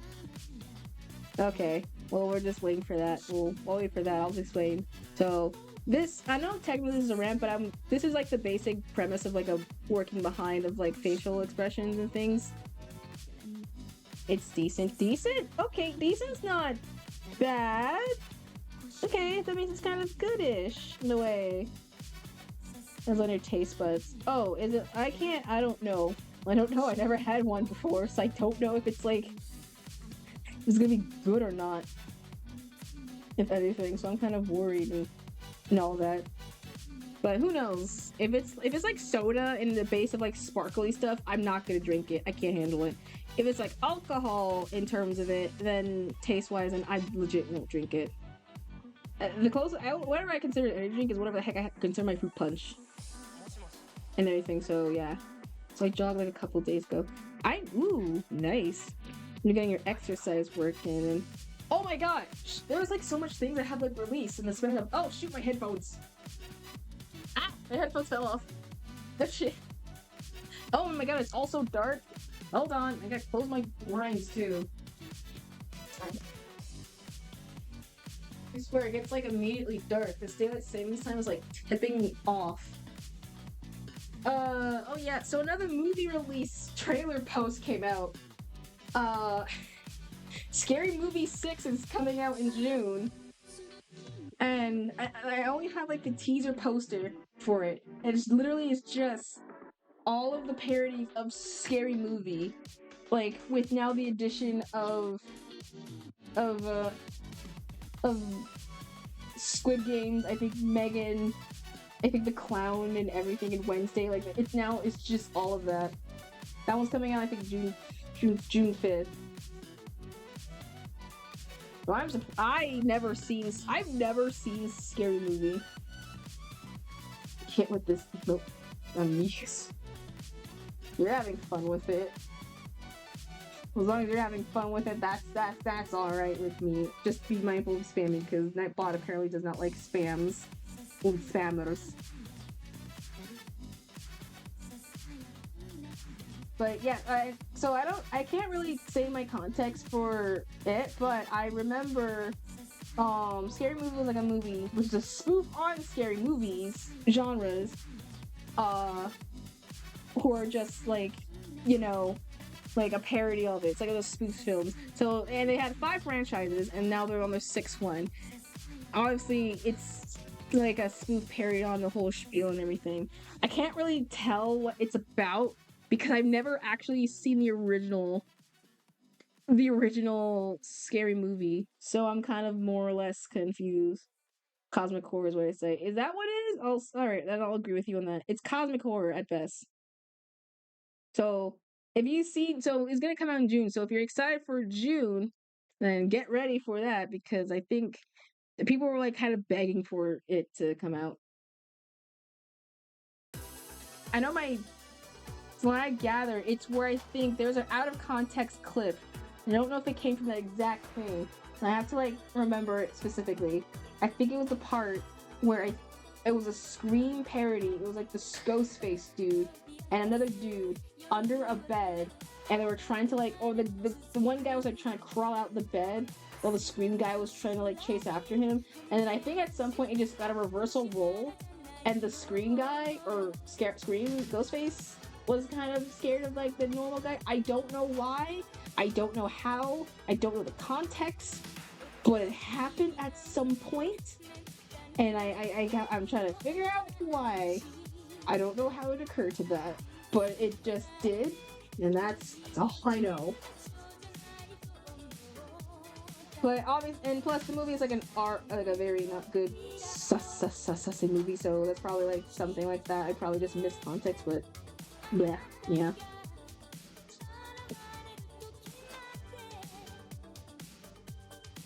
Speaking of it, oh, what you got to speak off on it? Oh boy, what are we gonna have? Insert. I can't really play my drum note. You won't hear it in my mic. I'm banging on my desk. Did you know that? Alright, now you have to tune another one. Alright, another Toonie fact? Okay. So, a random Toonie fact. Did you know that there are apparently... I'm trying to think of another Toonie fact. I had so much in my head thing today. Flintstones. Flintstones had like Flintstones are apparent. Oh no, Mystery Incorporated is the only show that has a bunch of references to older Hanna-Barbera shows, including the reference to Pebbles and Bam Bam in the beach episode with the Crab King, an episode dedicated to like the other mascot Scooby-Doo parodies as well. And obviously, I think the other one was Scrappy Doo, obviously in the original series and things like that. But Mystery Incorporated was able to be a reincarnation for other Scooby-Doo Hanna-Barbera properties in the franchise.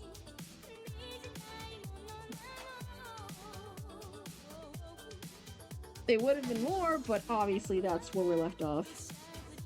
Gotcha. Yeah, I mean, if you're not a heavy Hanna-Barbera fan, that makes sense. But if you're like heavy into it and you're like, you know what the series is about, then obviously you're just like yeah, I get what you mean.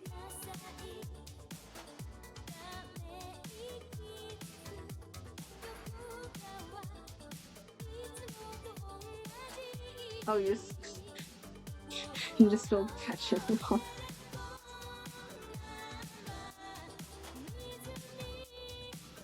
Okay, so I think we're done with this little segment. I'm cool with this and content with anything. So I'm gonna quickly save these in like my little folder section. So, where is it? Where is my whips? Illustration. Is anything on here? Just gonna put some spam it with an F. I think these are all work in progress, so considering it says I fixed my sleep schedule. Oh my god, thank god, finally. I've been hoping you was gonna fix your sleep schedule at some point. Now you're not gonna be up during the blink of early dawn or like early late or like no lack of sleep. Thank goodness you have that. I'm very proud. So no more saying yes, please sleep well. Please get your like enough hours of sleep. Thankfully you have that. I'm happy for that. I might get off soon. We might raid often to someone soon. But about inspiration to double F part 2 Electric Boogaloo's. There we go. Oh, that JK didn't fix my sleep schedule. Oh, okay. I see. You know what? I'm gonna purposely just stream early in the morning on one of these days, and I'm not gonna tell when or where, and you're gonna have to suffer the consequences of trying to be up at 4 in the morning, and you're not gonna. I'm gonna make sure I stream one of these days stupidly early. My own time. Oh, you menace. Oh, it's a menace. I'm my own time zone. I'm in the PST. The question is, are you gonna suffer your own self just to try and make it through? Or you actually sleep properly because they told you the best to make sure you sleep?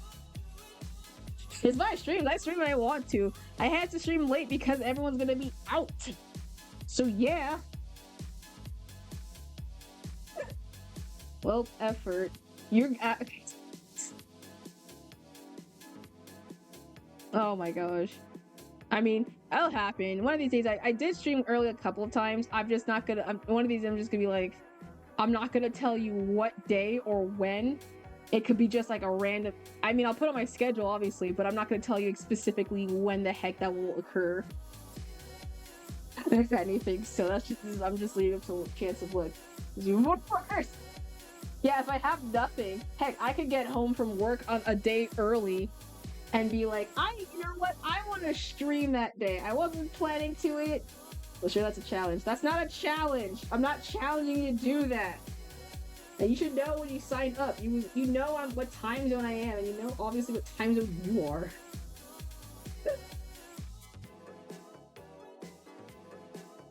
Yeah, because it is. I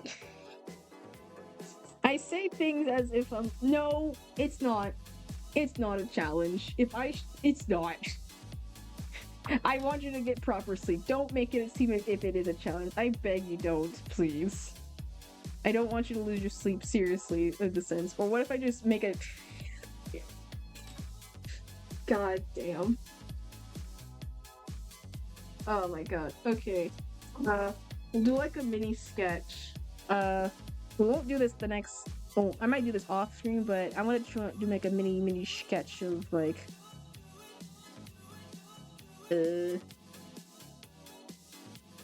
something, so I'm just gonna go with Pinterest and get some references. Classic. What do you mean? Yep. Yeah, it's, you know, classic me. I don't, heck, I could probably stream a day that I don't even end up streaming. I could put in the seeds of I'm gonna stream at 12 a.m. and you will never know. You will never know. I could make you stay up as much just because.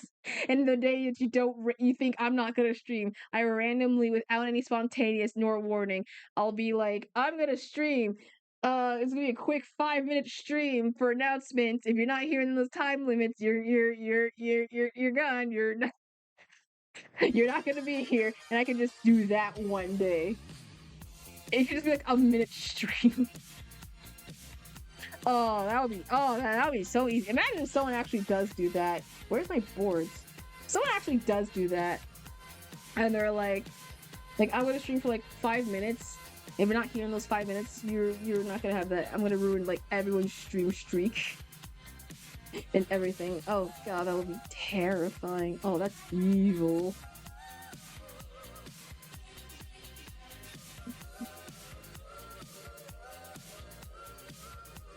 Okay, I gotta try and find a decent background.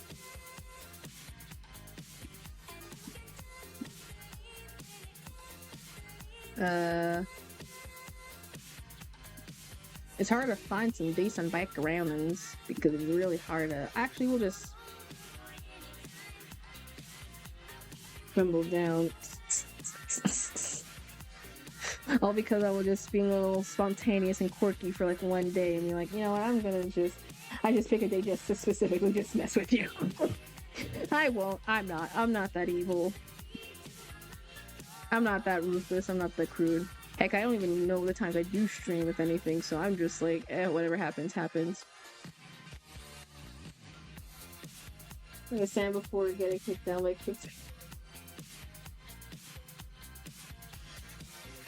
Well, thankfully it won't. I don't think I'm not that crude. I mean, if anything, I could just like, I'm not that crude. I'm not gonna end up doing that. And if I somehow do that, then just chalk it up to the fact that it was because of my damn, like, trust me, my stream would be crashing like 10 times early.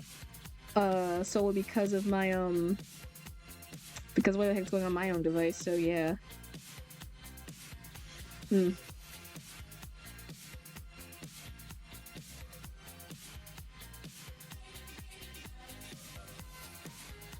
Okay, I think I might legit end it a bit. I can't think of how to portray this because I think legitimately my stream was just figuring out like this and this and everything. But we'll end off. We'll raid into. We'll do this the next art stream. So I just can't think of anything.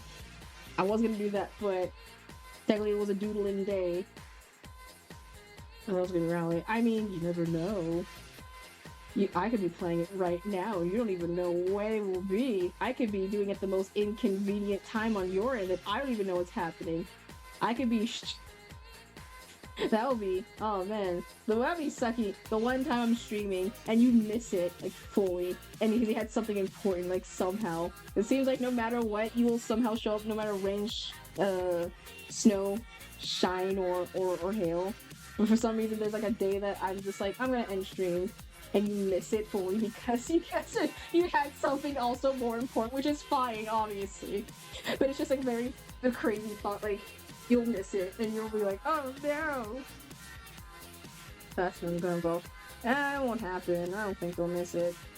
I mean, I stream pretty long, lowish anyway, so I'm not, like, tripping. But I might end it off here a bit.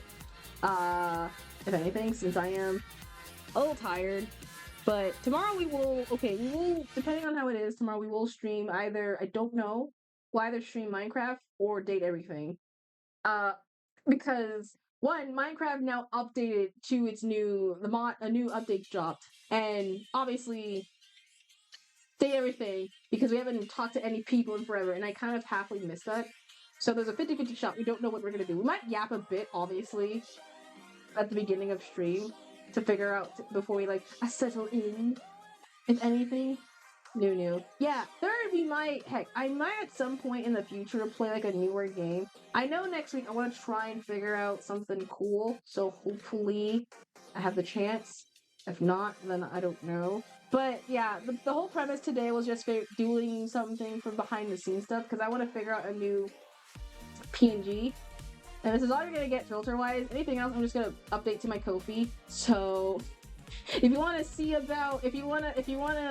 see cool things, if you want to see what the process of making with this behemoth creature, then you know what you gotta do. You gotta subscribe.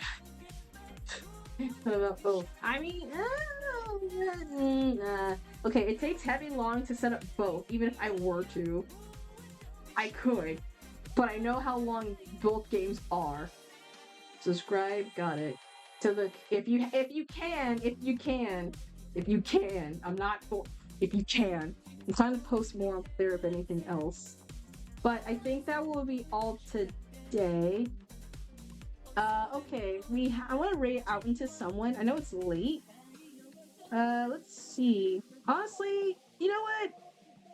We was watching. They were watching us, and we were watching them. So we're gonna rate. Oh, thank you. Thanks for the hydrate and the posture check. Thanks for the. We'll read out to Enkai, because Enkai is. Because I know if he's working right now, he's probably just he's probably watching me right now. I feel, but we're gonna rate into them. But let me get my array messages out quickly. But thank you all joining for today. Thank you for joining this little yap/art kind of stream. Thank you, Madre as well, Enkai for also popping in, Affix for also popping in, GB for also popping in, and Sailor Shy for also popping in, and Evil for also popping in but is in lurking mode, and anyone who was just in the midst of lurking, vibing, somehow coming across the channel account. You guys are cool, you guys are awesome, and I really, really appreciate you just coming around and watching me do being fulfilling my duty as a cartoon character for you all today. But if you want to see future stuff of whatever my upcoming idea for this little thing, because we will update. I have a new title soon, a starting soon screen that I just made, if anything. So that's gonna be pretty neat. If you want to see more of that, and you want to see future stuff, or follow me for other art and dumb JoJo things or whatever. Here are my socials. You can follow me on Twitter, Instagram, Blue Sky, Blue Sky,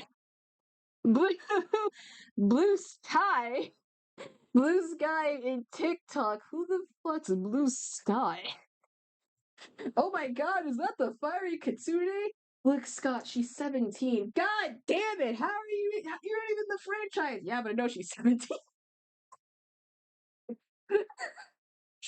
I'm not funny. Oh my god. Well, Raiden, not that meme. I was unintentionally making that. I just realized halfway. I was like, oh, my smile slowly grinned. Blue Sky and TikTok, as well as for my Ko-fi, to see for future stuff, as well as my YouTube and my VOD, where we'll all be at.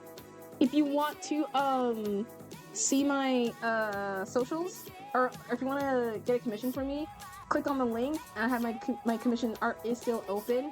I do the best I can to promote myself out like crazy. And also don't forget, I already did the voting, I think, for the Black History, the Onyx Award. If you want to vote for me for the category, I think creative streamer or creative model, I think you can check that out as well. In a way to support. I don't think I'm gonna do that. I'm gonna vote like everyone else, because I'm trying to rank up as many Black African, but yeah, that's cool. And I think that's all my socials, I guess. So let me get the raid messages out. Let me get the raid messages out quickly so we can like so we can raid out to super cool dude. Okay, so commands. Okay, so this is the, as always, this is the raid message for the ones who are not subbed, and these are the ones for who are subbed. And remember, if you do stay and stick around for the raid, you do get extra points from raids and for anything. And whoa, what the heck? From raids and anything else. So if you do stick around, you get points from when you join raids on channels. It's confirmed, and if you do that, you get super cool, extra awesome, fantacular pointage and things. Pretty pog. Alright, let me set up the raid message real quickly, so we can raid into, Enkai.